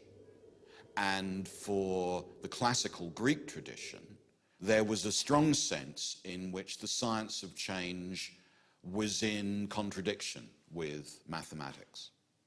Mathematics dealt with perfect knowledge, with the unchanging world of mathematical forms. And it seemed in principle extremely unlikely that processes of coming into being and passing away, of growth and of decay, of qualitative change, could be captured with the beauties of geometry and mathematics. The story of how humanity shook off this idea and began to see that mathematics is actually an incredibly powerful way of describing the world around us is long and complicated. But for me, Islamic scientists played a crucial role, and I believe one man really led this movement to turn mathematics from a language of abstract thought into a truly practical science. He was, like me, from Iraq, and his name was Ibn al-Haytham. What al-Haytham and his contemporaries argued for was the possibility, in a way, of a single science, which would be both mathematical and philosophical, which would link together a physics, a science of change, with a mathematics, a science of quantity. And that seems to me to be radical and crucial for the construction of new forms of reliable knowledge. Ibn al-Haytham was born in 965 AD in the southern Iraqi town of Basra, and other scholars regarded him as a prodigy. He shot to scientific fame just after the turn of the first millennium and was an incredibly innovative and brilliant scholar. His reputation as an intellect spread throughout the empire. But it was this reputation that would almost cause him to lose everything when he took up the poisoned chalice of trying to tame one of the world's greatest rivers.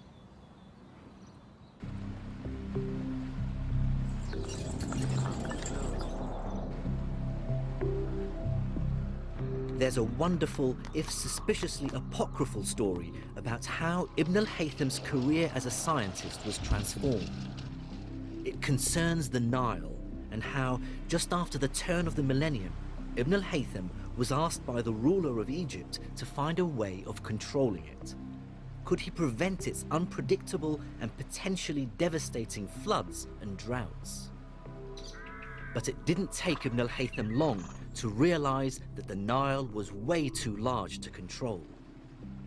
On hearing this, the Caliph flew into a terrible rage and ordered Ibn al-Haytham's execution. Ibn al-Haytham responded by feigning madness. The execution was called off and he was placed under house arrest. There, with time on his hands to contemplate, the story goes, Ibn al-Haytham considered deep and fundamental questions in physics. And he began with a truly enigmatic and universal problem. He asked if the wonderful and entirely mysterious nature of light and vision could be explained by mathematics and geometry. Under house arrest, or perhaps here in the rooms of Al-Azhar University in Cairo, Ibn al-Haytham carried out a series of experiments that created the modern science of optics. I'm with Dr. Al-Bizri, who has carefully studied Ibn al-Haytham's work. He explained that Ibn al-Haytham first considered the Aristotelian explanation for how we see, an explanation that was completely unmathematical. Aristotle argued that when we look at, say, a tree, its essence or form emanates from it and then mysteriously flows into our eyes. So if I'm, for instance, now looking at the buildings and the trees on the banks of the Nile, I'm receiving the forms of these buildings and these trees in the eye, abstracted from their matter. According to Dr. Al-Bizri, Ibn al-Haytham found this idea deeply unsatisfactory. He wanted a mathematical explanation.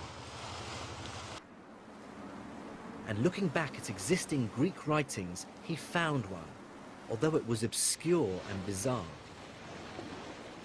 This idea claimed that we see because light rays come out of the eye. Ultimately, it says that vision occurs by way of the emission from the eye of light that is shaped in the form of a pyramid or a cone.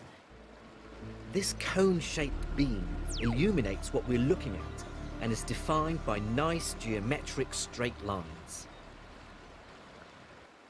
It seems Ibn al-Haytham liked this mathematical approach, but immediately spotted its flaws. If we see, he asked, because light comes out of the eye, why does it hurt when you look at a bright object like the sun, but not hurt when you look at something dim? Or at night, can light from our eyes really be lighting up distant objects in the sky? So, in an inspired piece of thinking, Ibn al-Haytham combined the two Greek ideas and defined our modern understanding of light and vision. Light, he said, does travel in straight lines that obey geometric laws, but instead of them coming out of the eye, these rays travel into it. It is the development of an entirely new theory, and also methodologically, it is the beginnings of mathematizing physics. What Ibn al-Haytham did was take the principles of geometry with its rules governing straight lines and apply them to the real world. He then designed experiments which would test whether the real world measured up to his mathematics. In about 1020, Ibn al-Haytham published his groundbreaking geometric explanation of light in his Kitab al-Manadhir, or Book of Optics. And what really marks this book out as science is that Ibn al-Haytham carefully justifies his theories with detailed experiments that others can repeat and verify. He starts from first principles to find out how light travels.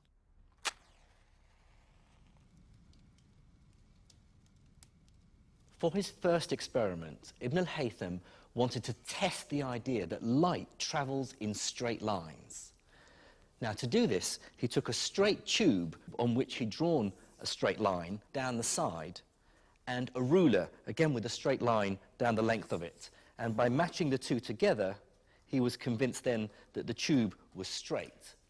Now, if he uses it to look at an object, in this case a candle, he can see the candle through the tube, which is good evidence that the light is travelling up in a straight line. But just to be sure, he then blocked the end of the tube. And then, by looking at the candle again, of course, he can't see it, because what this does is confirm that the light doesn't travel to his eye via any other route in a curved path outside the tube, proof that light only travels in a straight line. Now, this might sound quite trivial and obvious to us, but Ibn al-Haytham was starting from first principles. Then, through experiment, he extends his light travels in straight lines idea to many other phenomena. He explains how mirrors work by arguing that the angle the ray comes in at is the same as the angle it bounces off at. He explains what we now call refraction, why objects look kinked in a glass of water, arguing that light rays bend when they move from one medium to another. And then he tackles the nature of vision.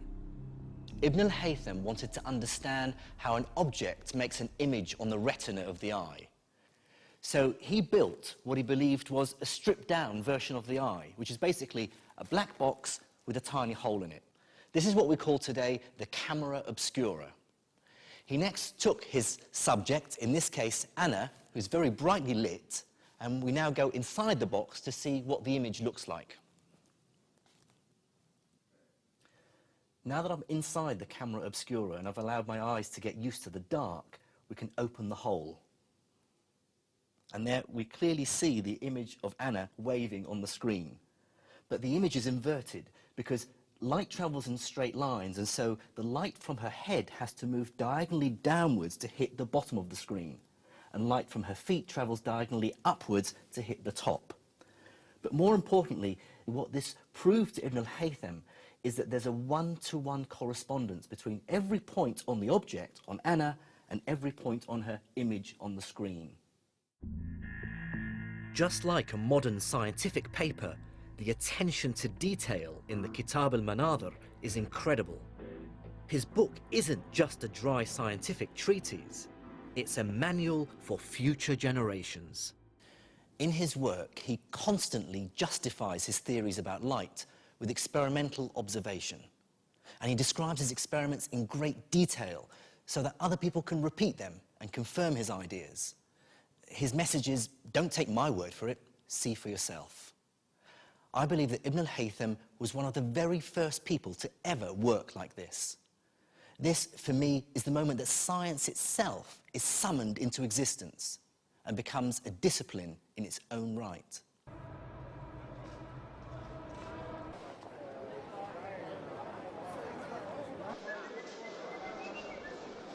What I find so impressive about Ibn al-Haytham is how once he arrives at his mathematical theories, he then uses them to extend our knowledge of the real world. So, for instance, he used his new ideas about light to deduce that the Earth's atmosphere is of a finite thickness. And he even estimated what that thickness is. He did it basically by measuring how long twilight lasts. He rightly assumed that the reason it continues to be light after the sun has dropped below the horizon must be because its rays bend as they enter the Earth's atmosphere. The length of twilight and an educated guess for what we today call the air's refractive index gave Ibn al-Haytham a way of estimating the thickness of the Earth's atmosphere. He came up with a figure of around 40 kilometers, about half of the modern value. That's pretty impressive. It really shows how mathematics extends the power of science to explain.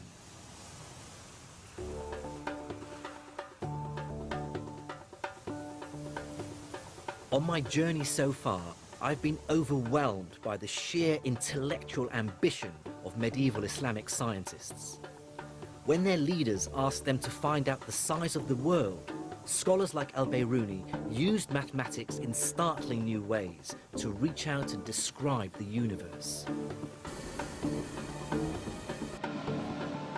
And as trade and commerce boomed, scientists like al-Razi responded by developing a new kind of experimental science, chemistry.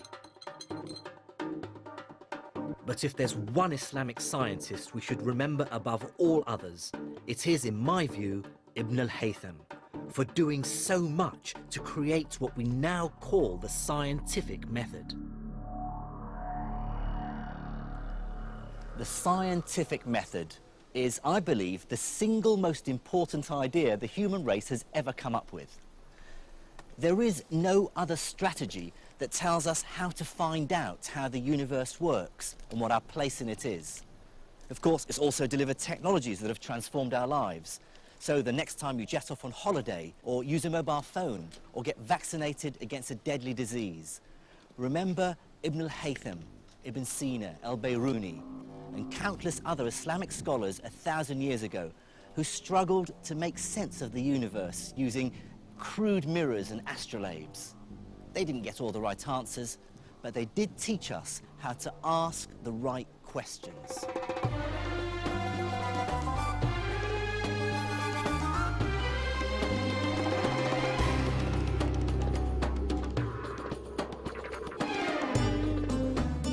In the next episode, I travel to Syria and northern Iran to find out about the great Islamic scientists who revolutionized astronomy, making it a truly modern science. And I'll also discover how the man many consider to be the father of the European scientific renaissance, Copernicus, borrowed from Islamic astronomical theories. And I'll unravel the mystery of how the golden age of Islamic science came to an end. And there's more from Science and Islam next week. Next tonight, plunging right into the thick of it with more biting comedy.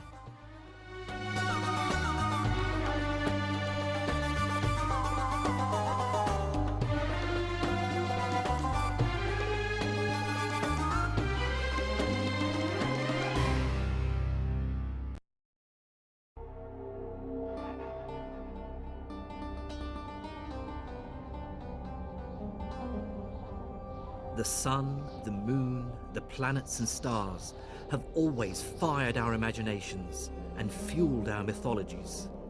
And studying the heavens, astronomy, is surely the oldest scientific discipline there is. What's really unexpected, I guess, is that astronomy has repaid our interest in it over the centuries. Time after time, it's been the place where new ideas have emerged, and it's often led the rest of the sciences.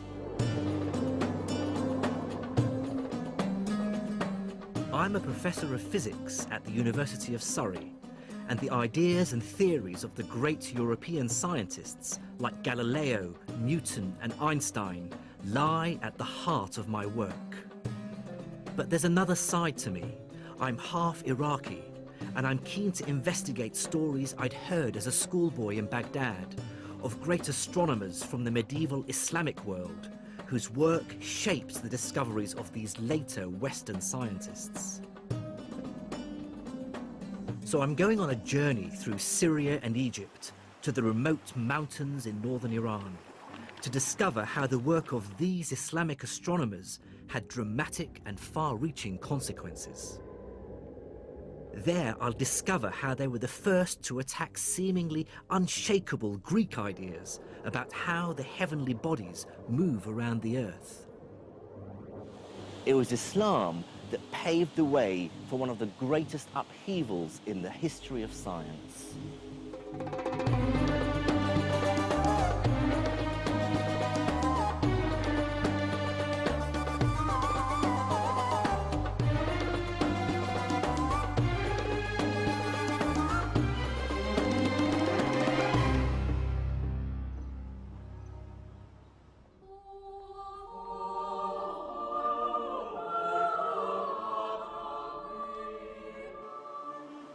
This is the University of Padua in northern Italy. I'm here to see incontrovertible evidence that one of the greatest breakthroughs in European science links back to the earlier work by Islamic scholars. Because it was a news one that at that time... Astronomer Dr. Luisa Pigiotti and I are climbing up to the 18th century observatory. At the top, she promises to show me one of the most important books in scientific history. So, what do we have here? Okay, this is the second edition of the Revolutionibus. Copernicus. Yes. This is De Revolutionibus Orbium Celestium, which was published in 1543 by the Polish astronomer Nicholas Copernicus. Is it the second? The significance of this book is enormous. In it, Copernicus argues for the first time since Greek antiquity that all the planets, including the Earth, go around the Sun. For thousands of years, everyone had believed a very different view, that the Earth is static and everything, including the stars, sun and planets, move around it. And here there are all his system, okay? Oh, there we go. And the Sol, center system. the sun in the It's middle. a famous drawing, Yes. this one. Oh yes, and there's Terra. With the There's moon. With the moon With the going moon, around it. okay, yes. This is an astonishing book, and many historians credit it with starting the European scientific revolution. There are the principle. The first crucial step in a journey that led to modern physics. Is another eruption of the Earth. Well, I agree, but it does seem a bit odd that one doesn't hear much about where Copernicus got his ideas and information. The impression is that they came out of nowhere. The beginning? And the beginning is all in Arabic. It certainly is a real revelation to me that he explicitly mentions a 9th century Muslim for providing him with a great deal of observational data, an astronomer who lived in Damascus called al-Battani. Like all the great scientists of the Islamic Empire, al-Battani lived in a culture without portraiture. All we have are later impressions of what he might have looked like. And here he mentioned Hipparchus, Calippo, Ptolemy, and so on, and he started to mention what he called Macometus Aratensis, and means Al-Battani. Okay. And then the second book here. And the second book is, we can look at the beginning in Latin. I see, we can open it. Copernicus, in fact, made extensive use of al-Battani's observations of the positions of planets, the sun, the moon and stars. He worked with Latin translations, similar to this one, of the Syrian astronomers' data. Kitab al-Zij al-Sabi. So this is Battani's Zij, his book of star charts. So it has the Arabic... Yes, all the Arabic on one side, treatise, yes, and then the Latin version. That's convenient. But he had the data, the observational data by Al-Battani. And you know, and Copernicus's book is full of clues that hint at other past sources. And though al-Battani is the only Islamic astronomer Copernicus actually names, recent detective work has uncovered clues that Copernicus based many of his ideas on the work of other Islamic scholars. The clearest example is Copernicus's use of a mathematical idea devised by the 13th century Islamic astronomer al-Tusi, called the Tusi couple.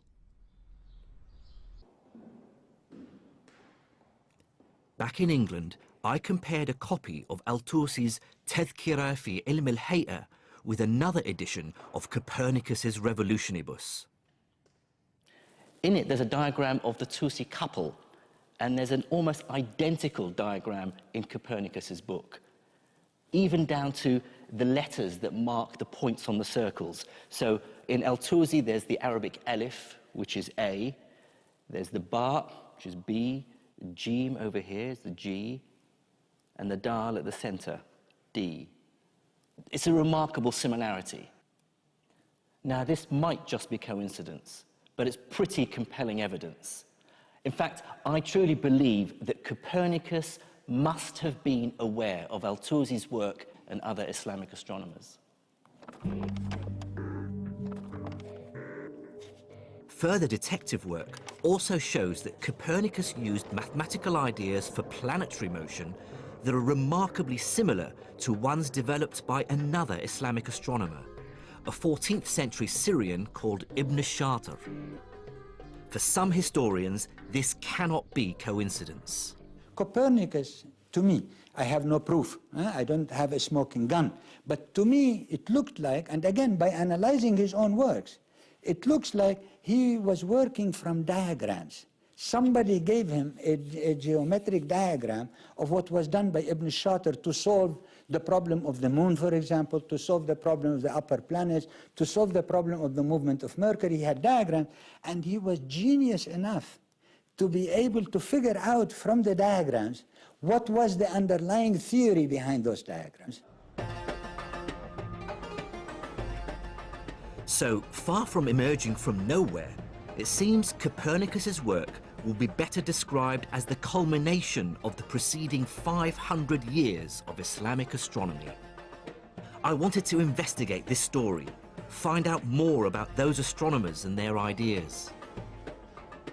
But before that, I wanted to investigate an even deeper question.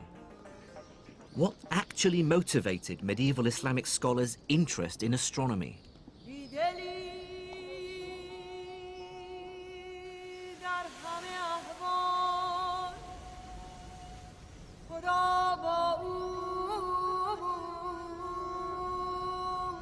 This is the Umayyad Mosque in the heart of the Syrian capital, Damascus, and is one of the oldest in the world.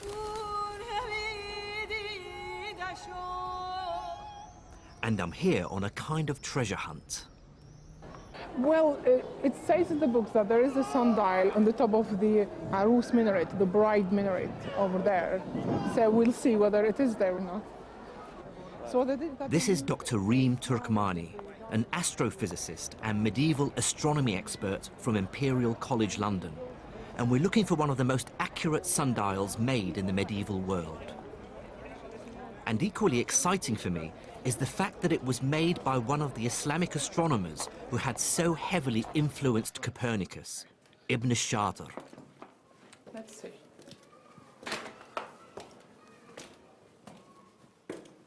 Officials in the mosque claim that the sundial was removed in the 19th century, but Reem's research suggests that an exact replica might still exist, high in one of the minarets, hidden from view. It's not quite the lost Ark of the Covenant, but the idea of discovering a 150-year-old artifact is still quite something. Would you recognize anything if you had a look? I need to look at the other window, sorry. No. No, it is further up. Yeah. Okay. Marking time accurately is essential to Islam.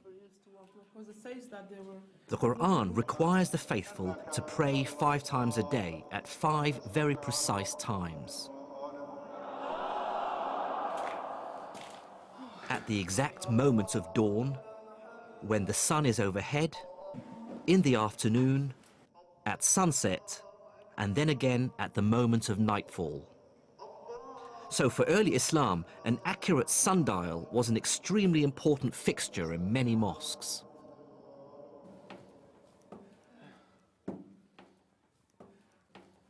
That's it, I found it. I found it. Yeah. So here it is, right. That's it, look. Just as described in the book. It's hidden by the pillar. Yeah, no wonder they didn't know that it exists here.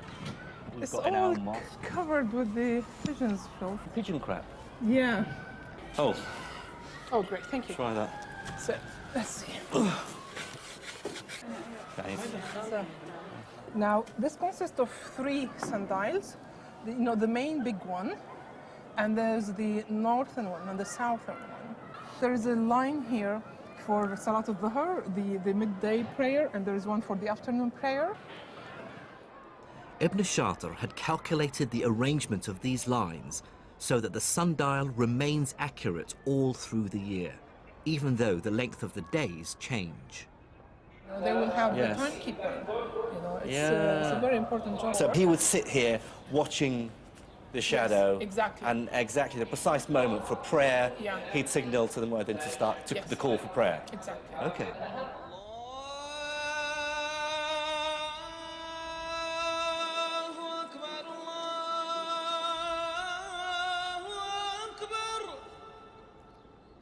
Ibn Shatir's sundial, accurate to within minutes, really showed me how Islam required its scholars to make meticulously accurate observations of heavenly bodies.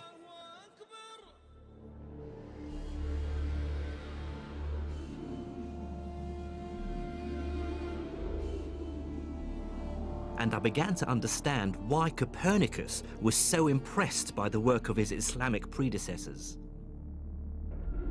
They really brought standards of accuracy and precision to astronomy that were unheard of before. They'd calculated the size of the Earth to within 1% and created trigonometric tables accurate to 3 decimal places. And when I met up with Reem Turkmani again on Mount Qasyun outside Damascus, I was to hear about the Islamic astronomer who personified accurate observation, the man whose astronomical tables and measurements Copernicus explicitly makes reference to, Al-Battani. Born in 858 in southern Turkey, Al-Battani made accurate astronomical measurement a personal obsession. The story goes is that Al-Battani used to observe on this mountain here and in this observatory. Over 40 years, from 877, both here and in the town of Raqqa, Al-Battani's great project was to work out as accurately as possible the length of the year. This is a copy of the original manuscript. Okay. So I'll show you the chapter at which he explained the length of the year. Okay? The chapter 27. So he first started here by citing the ancient values of the Egyptians and the Babylonians, right? And he gives the length of year. Their estimate of the year was 365 days, 6 hours, and just over 10 minutes.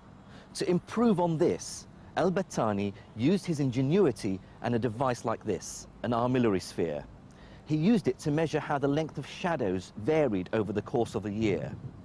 With this information, he was able to work out the precise day on which it's both light and dark for exactly the same time, the so-called equinox. And he repeated his measurements over the course of 40 years. Now, here's the clever bit. He examined a Greek text that was written 700 years earlier and discovered the precise day on which its author had also measured the equinox. He now had 2 vital pieces of data: the number of days between the 2 observations and the number of years. He divided the first number by the second to arrive at an astonishing result. A year is 365 days, 5 hours, 46 minutes, and 24 seconds.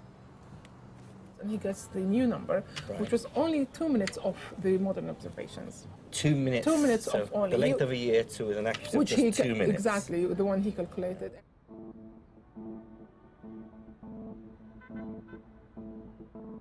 What's astonishing about the accuracy of Al-Battani's measurements is that he had no telescope. He used an armillary arm, his naked eye, and devices like this, an astrolabe. So you move the pointer and you move this disc with it to point towards the North Star. Then these small pointers here, they will give you the location of the rest of the stars and the planets. Yeah.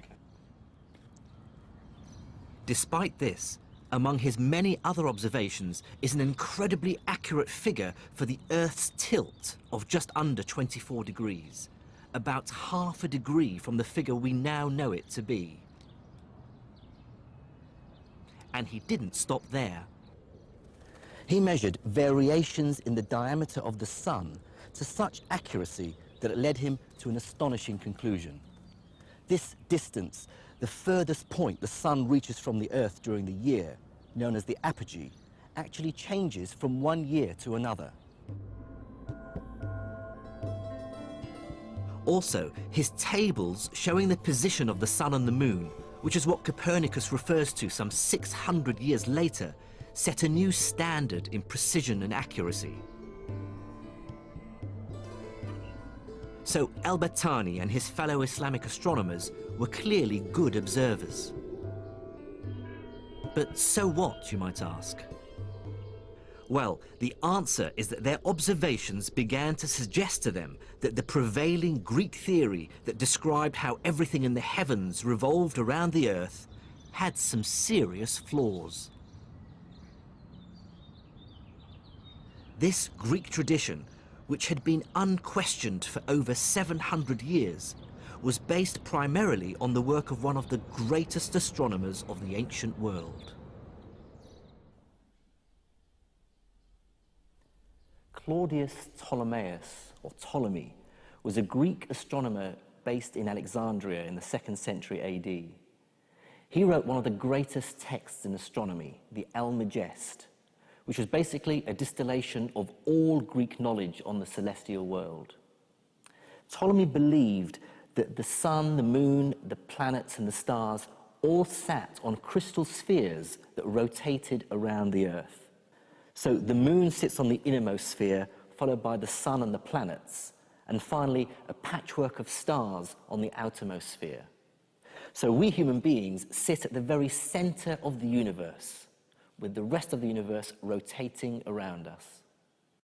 But as Ptolemy himself realized, there's a problem with trying to describe the heavens as a place of mathematically idealized perfect spheres. And that is that the planets don't really play ball. As they move across the night sky, they change speed, appear to get bigger and smaller, and even go back on themselves. Ptolemy tried to explain this away by arguing that the planets sat on small spheres called epicycles, which rotated around a bigger sphere called a deferent. This explained why they might look as though they were changing size, and why they sometimes even change direction. Unfortunately, that still didn't fit all the facts. It didn't easily explain why the planets appear to speed up and slow down. So, rather desperately, Ptolemy fudged his model further by moving the Earth away from the center of the deferent and having the deferent rotate around an arbitrary point in space, the equant. But now, the works of astronomers like al-Battani started to strain Ptolemy's ideas to breaking point. Their careful observations began to suggest that even with Ptolemy's unwieldy equants and deferents, the actual behavior of the heavens didn't fit the data. So what do you do if you were an astronomer living in Baghdad and you have all those results on your table? The very first requirement is to say, this Greek tradition is not as trustworthy as it is advertised to be. And now, of course, they begin to say, if the fundamental values of the astronomical tradition of the Greeks, which we could double check and we found them to be in error, what else is in error? They began to question now the more basic foundational astronomical, cosmological foundations of the Greek tradition. And question they did.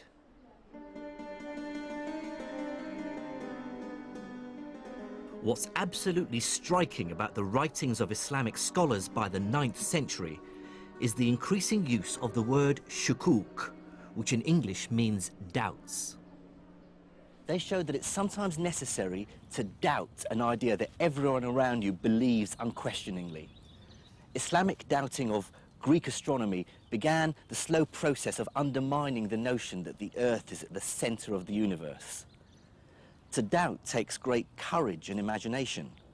But if the great dialogue between Islamic and European astronomers shows anything, it's that doubt, or shukuk, is the engine that drives science forward.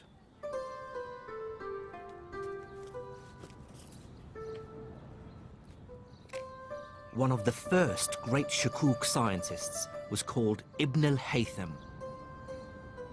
He was born in the Iraqi city of Basra in 965 AD and was among the first to argue passionately that scientific ideas are only valid if they're mathematically consistent and reflect reality.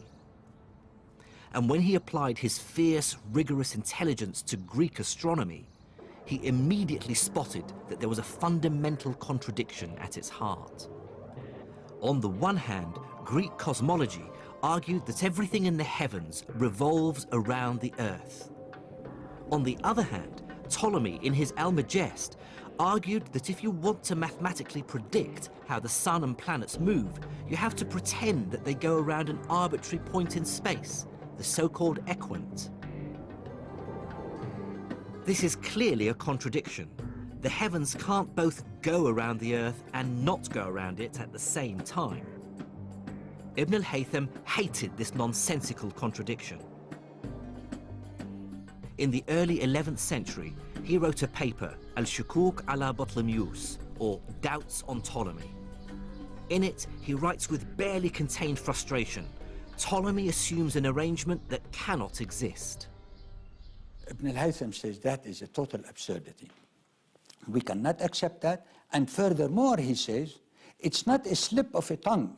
Ptolemy knew that it was an absurdity, and he shows us where Ptolemy himself was embarrassed by having to introduce it. So he says there is a fundamental reasoning problem, meaning that the Greeks knew that Ptolemy knew that he was making a mistake, but he knew he couldn't do any better, and hence now the challenge is to do one notch better, and hence to be able to fix this. That, in my explanation, begins to be the program of research for all astronomers to come. In order to achieve that project, you had to be convinced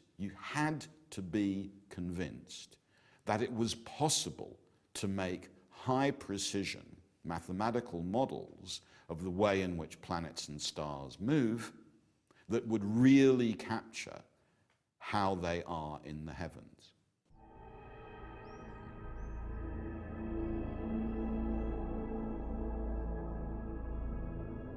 Ibn al-Haytham, in effect, laid down the challenge for all astronomers who followed, which was to come up with an explanation for how the heavens move that is both mathematically consistent and agrees with what we observe.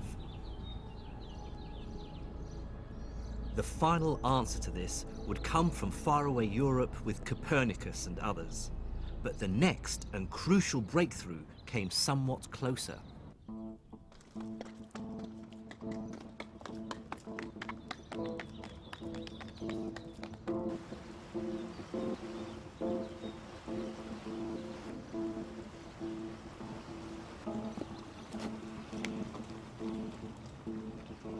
The top of this mountain in northern Iran was the adopted home of the man who was the next of Copernicus's Islamic influences, Nasr ad-Din al-Tusi. He would succeed in rewriting Ptolemy's theory, which would ultimately lead to the overthrow of the geocentric view of the universe, and so the birth of the modern scientific age.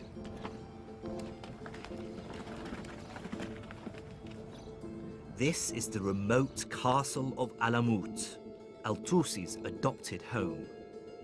For many years, it was the home of a Muslim sect called the Ismailis. It's a lovely secluded spot, and it was the center of the Ismaili movement.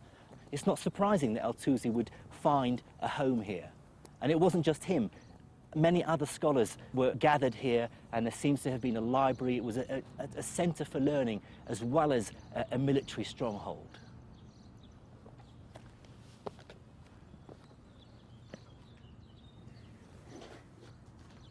Here, this is the main gate, northern gate of the upper castle of Hassan Sabah.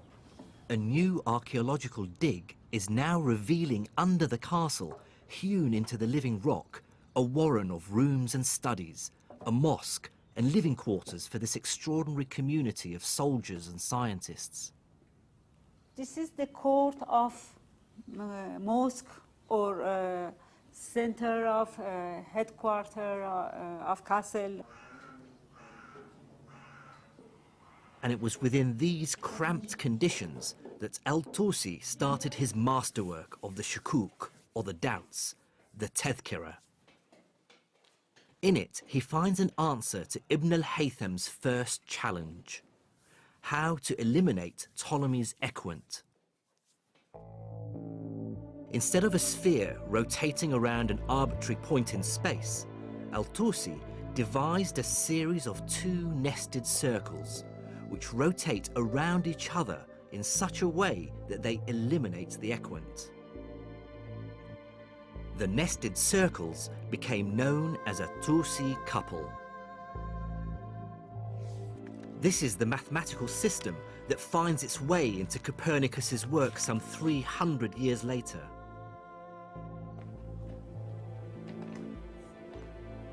Having found a solution to the equant problem, Al-Tusi now wanted to complete the task Ibn al-Haytham had started 200 years earlier, to find a consistent mathematical description of the movement of the celestial bodies. But to do that, he needed better data, which meant bigger and better equipment than he was ever going to find here at Alamut. And then something happened which changed Al-Tusi's life forever: the Mongols.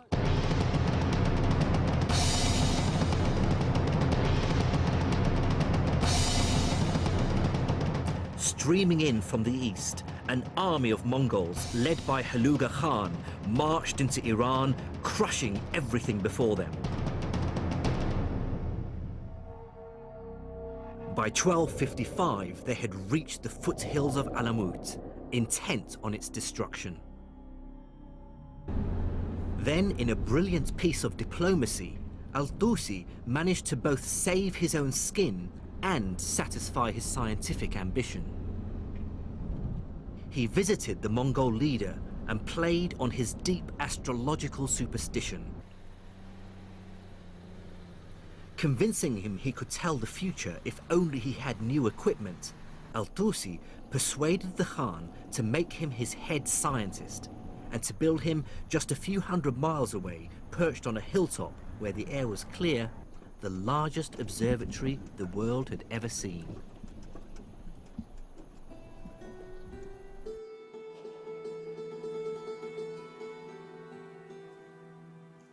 This is all that remains of the Maraga Observatory. The main instrument is hidden under this protective dome. Al-Tusi's new astronomical center was based around a single large building. Inside was an enormous metal arc, an armillary arm, 10 meters across. On its circumference were marked angles in degrees and minutes. The scientists would line up the celestial object under study with a central point on the arc, and then make a reading from the markings on the arc, giving them the definitive, accurate position of the object in the sky. The building was also surrounded by smaller astronomical equipment, libraries, offices, and accommodation. The observatory even had its own dedicated mosque.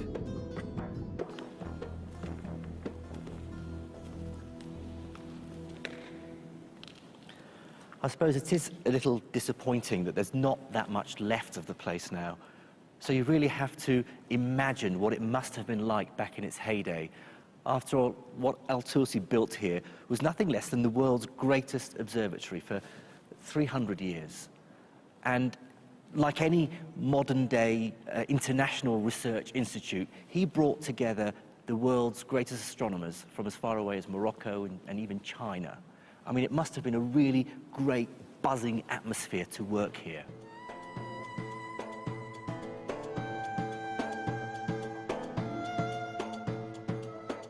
With his new observatory and world-class team, Al-Tusi was now ready to fulfill Ibn al-Haytham's dream, to try to make Ptolemy's model scientifically rigorous.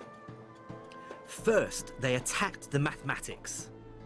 As well as the Tusi couple, they invented other systems of planetary movement. And with these new systems, they were able to calculate mathematically consistent models for many of the celestial bodies.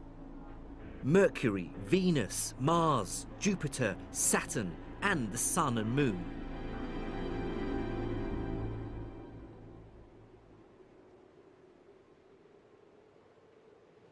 El-Tusi and the astronomers he brought together created what became known as the Maragha Revolution, which was a complete paradigm shift in astronomy, overthrowing the old Ptolemaic view. What Islamic scholars and astronomers like Al-Tusi do is to organize and make sense of mathematical astronomy at a level of unprecedented accuracy, using instruments more precise than had been built before, over longer timescales, with predictions of the positions of planets and stars that no one had previously reached. That at Maragha or at Alamut, we see, I think, genuine revolutions in the level, scale, and intensity of mathematical astronomy.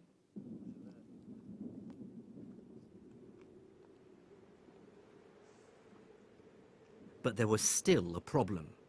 The new models were mathematically coherent, and they dispensed with Ptolemy's unwieldy equant.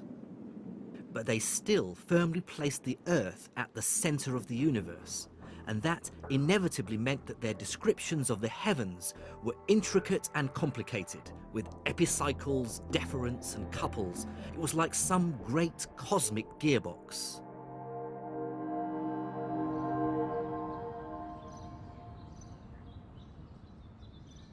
It would require a huge leap of imagination to make the next step in our story. And that next step would take place 2,000 miles from where I am now.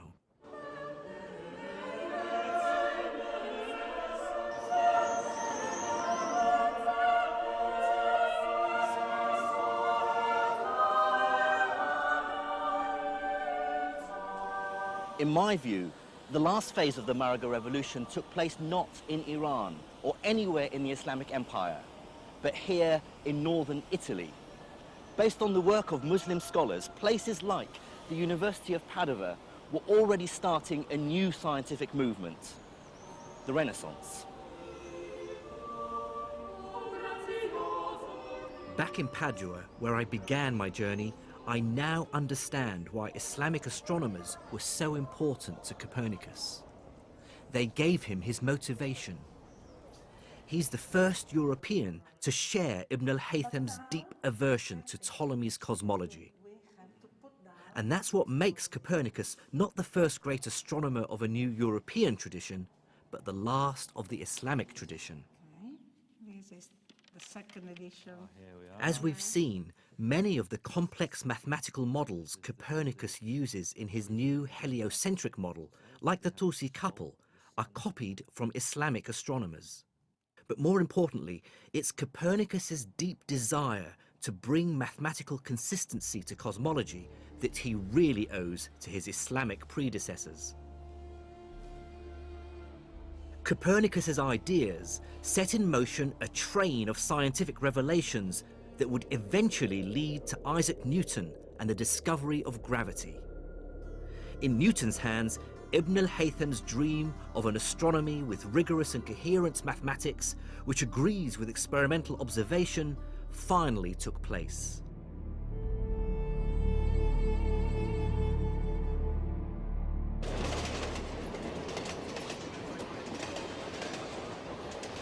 But this begs two crucial questions. Why was the great astronomical project, which Islamic astronomers began, completed in Europe and not in the Middle East? And how did knowledge of Islamic science get to Europe in the first place?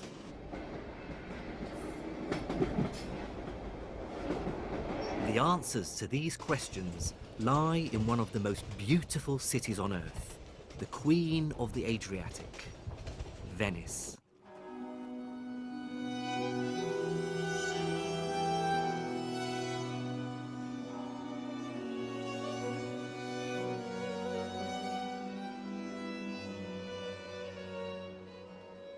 Venice was founded on a swamp off the coast of Italy and felt itself separate from Europe and not bound by its laws and traditions. And as Shakespeare famously pointed out, the two most important aspects of Venice were its merchants and its long-standing links with the Arabs or Moors. It was a rich and complicated relationship, sometimes based on piracy and theft. The story goes that in 828, two Venetian merchants stole the bones of a famous Christian saint from Venice's rival city across the water, Alexandria. The bones belonged to St. Mark the Evangelist, and they brought them back here to St. Mark's Square.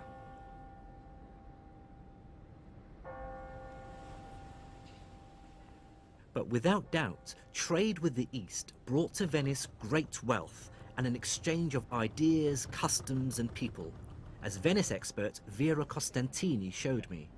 So this is called Campo dei Mori because, as you can see, at the corners there are statues of what were called Moors. Yeah. Oh, there's another. Yeah, there's another one with a turban. The beard was recommended to Venetian merchants even when they went to the East. There were manuals written for Venetian merchants. How to blend in. How to, yes, you know, how to be respected in the East. Yeah. As Venetians traded more and more with their Muslim neighbors, the influence of Islam was more strongly felt. Arabic coffee culture became hugely popular, as did Islamic styles of architecture with their characteristic arches and decorations.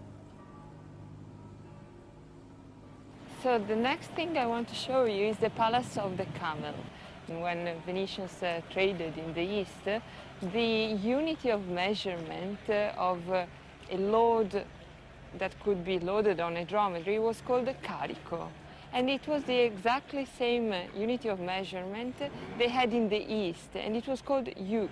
So it's not coincidence that they... No, it's not, that they of course. actually imported that unit of Yes, weight. of measurement, yeah, of weight. And with the Arabic trade came the Arabic books. The great 9th century Arabic text on algebra appeared in Latin in the 12th century. The same century saw the arrival of Arabic astronomical tables. And in the 15th century, the famous Canon of Medicine was first published in the West.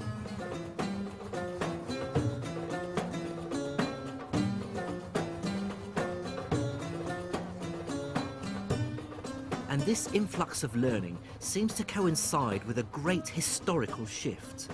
The engine of science begins to move west, from the Islamic world to Europe. That's where the great breakthroughs from the 1500s would mainly take place.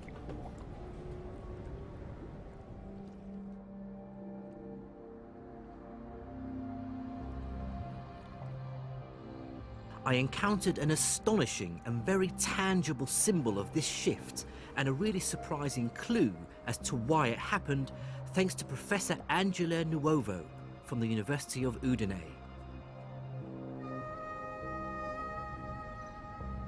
"20 years ago, in this library on one of the islands of Venice, Angela discovered the only surviving version of a 500-year-old book." And what did it feel like? I mean, this is a big yes. discovery. Yes, it was a great emotion. I remember it was July, very hot, like today, even hotter, and I felt cold at that moment, yes. And yes, it was a great emotion. What she found was the very first printed copy of Islam's holy book, the Quran.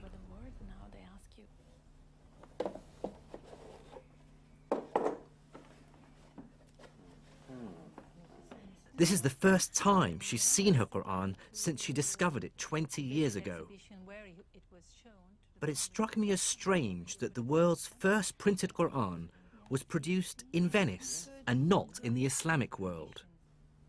And it's obvious at first glance that it was printed by people who didn't speak Arabic very well. Bismillah ar-Rahman ar-Rahim. Alhamdulillahi Rabbil Alameen ar-Rahman ar-Rahim. Maliki Yawm ad-Din. Iyaka na'budu wa iyaka nasta'in. Yeah, I mean, what strikes me is that it's It's written in what I would regard as almost childlike handwriting. It's clumsy. Yeah. Well, it's the first attempt to reproduce the handwriting in movable types. And as you know, the language has an enormous amount of sorts, different sorts, as, of course, every letter changes according to ligatures and the position of course. So in the lines. The word dhalika, which means for that, the dash should be underneath the L here, but it's above it. Yeah. So instead of saying dhalika, it says dhalaka, which is wrong. Probably there were not people really of mother language in the press. So there were some errors of the mistakes in the text, which are, of course, sins. Yes, of course. I mean, as the Quran, for every Muslim believes it's this word of God. You the can't word of change God. it. So when you change it, it's a sin. Yes. How was it first received, do you think, when it was published? Well, yes, the idea is that the hypothesis is, and I think it's true, that it was an enormous failure from really the business point of view, as the Muslim didn't accept the printing press for centuries, and probably the whole copies of this book were destroyed. So we don't have any other copy. Probably the only one that remained in the Western world is this book. I felt that the failure of this printed Quran to catch on in the Islamic world spoke volumes.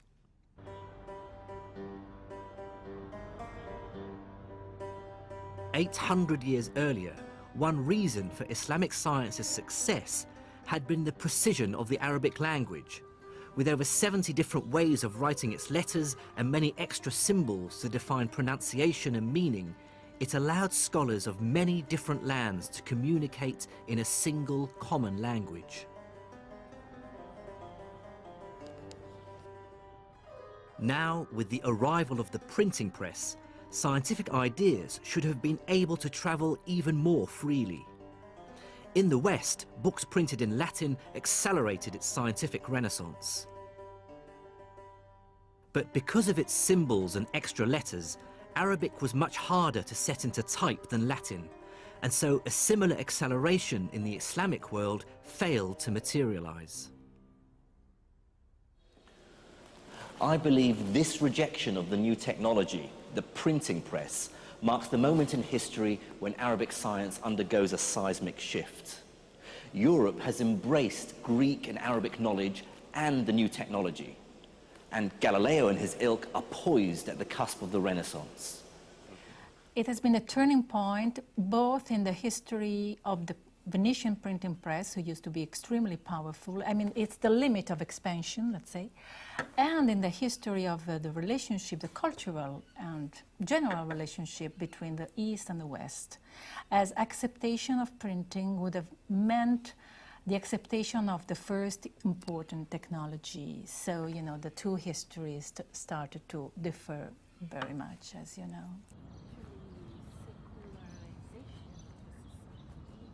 This initial rejection of printing was one of the many reasons that caused science in the Islamic world to fall behind the West. It coincided with a host of global changes, all of which affected the way science developed.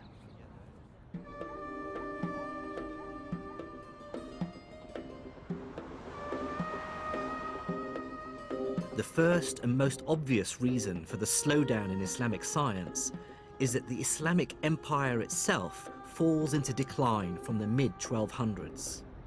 One reason for this is that it's under attack from all sides. From the east are the Mongols.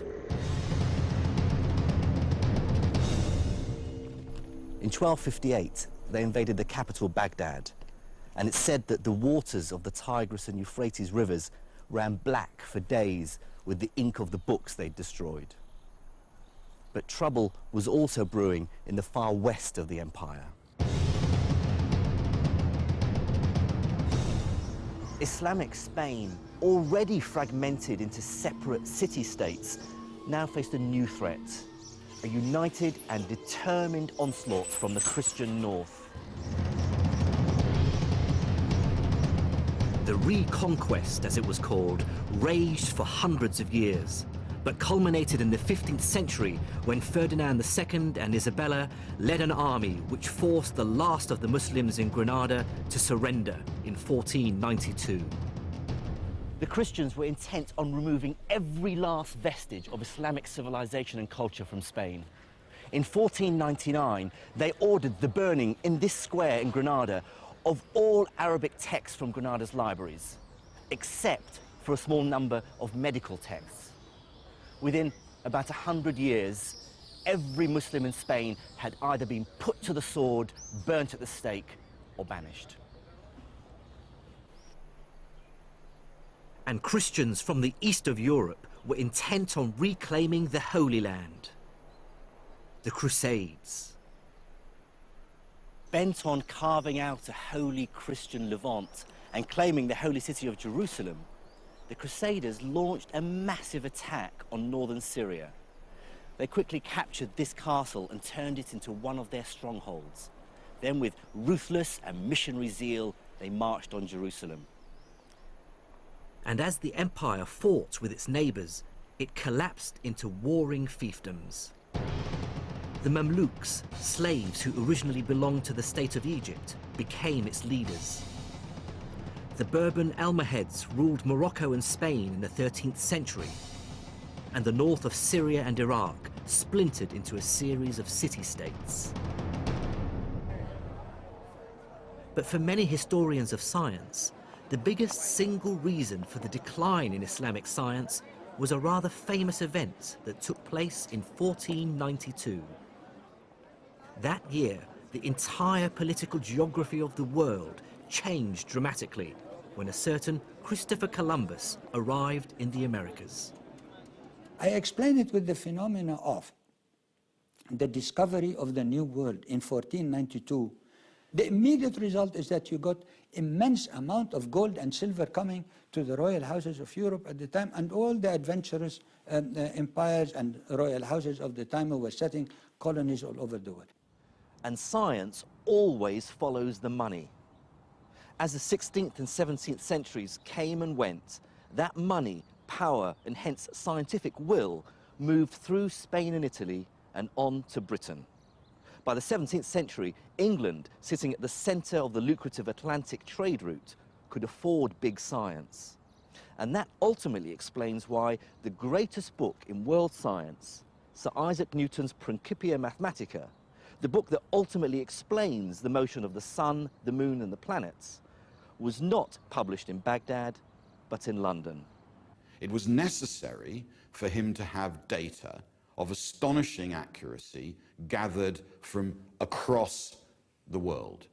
Global inventories of numbers, observations, positions.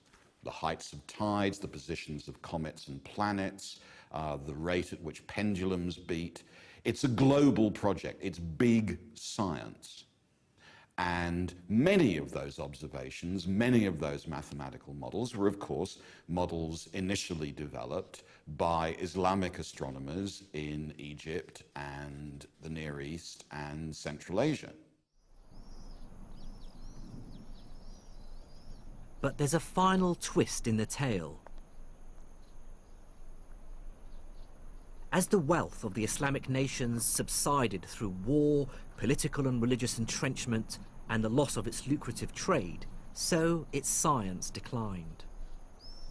But what this doesn't explain is why their scientific achievements have been so forgotten.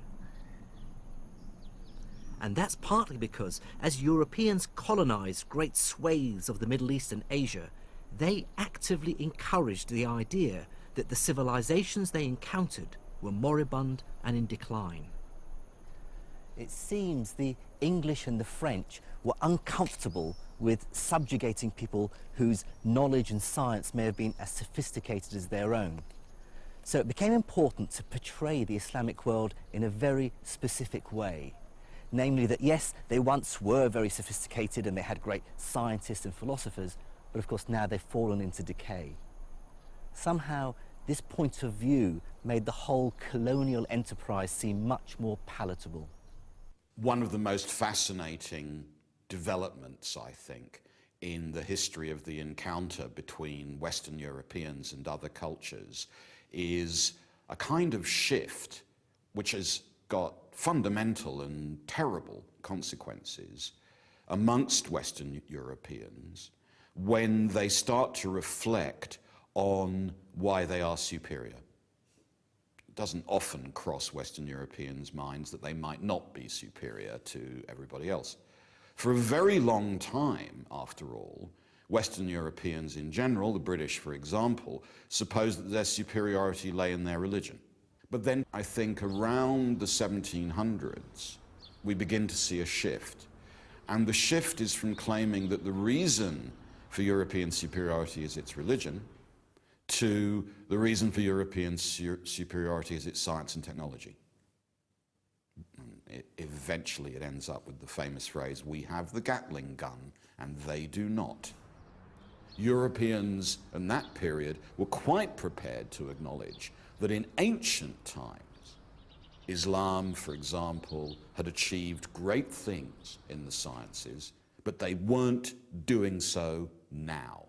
So even recent Islamic and Sanskrit astronomy was imagined to be very old, because if it was very old, it meant that the culture the British were conquering was declining.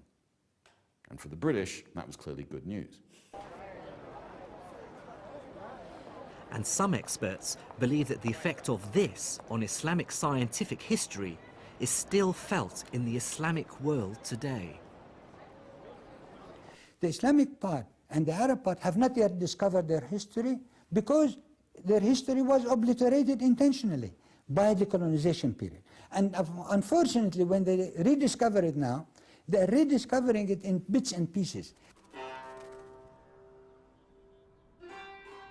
So today, for many different reasons, the great observatories of the medieval Islamic world are ruined husks.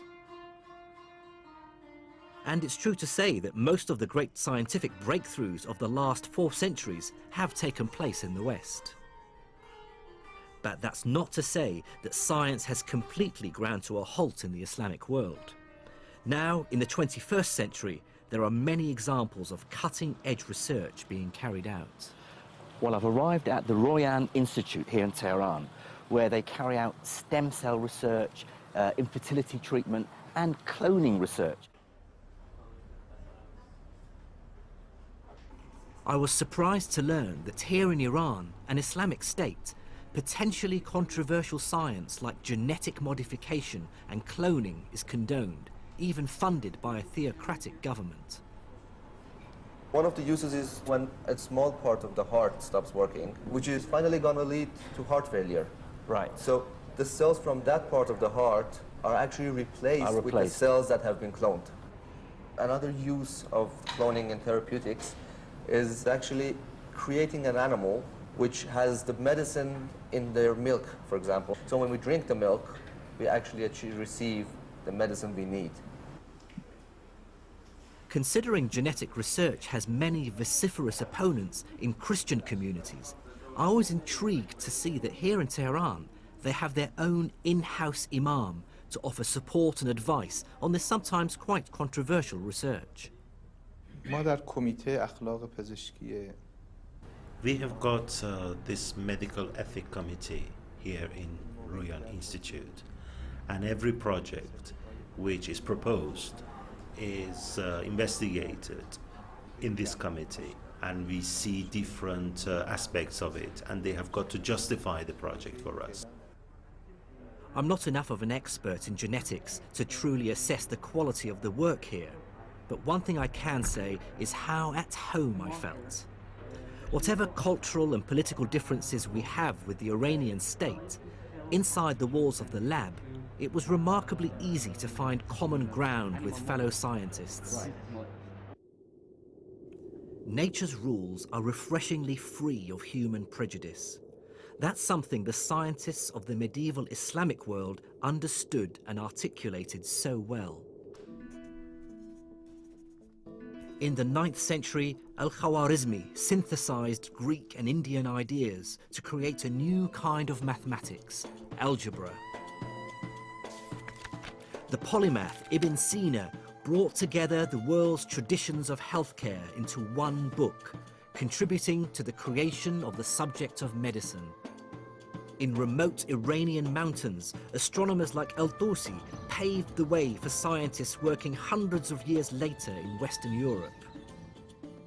These scientists' quest for truth, wherever it came from, was summed up by the 9th century philosopher Al-Kindi, who said, "It is fitting for us not to be ashamed of acknowledging truth and to assimilate it from whatever source it comes to us. There is nothing of higher value than truth itself. It never cheapens or abases he who seeks."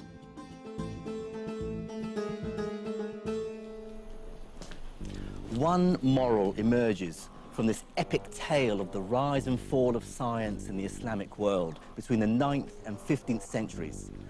And that is that science is the universal language of the human race. Decimal numbers are just as useful in India as they are in Spain. Star charts drawn up in Iran speak volumes to astronomers in Northern Europe. And Newton's Principia is just as true in Arabic as it is in Latin or English. What medieval Islamic scientists realized and articulated so brilliantly is that science is the common language of the human race. Man-made laws may vary from place to place, but nature's laws are true for all of us.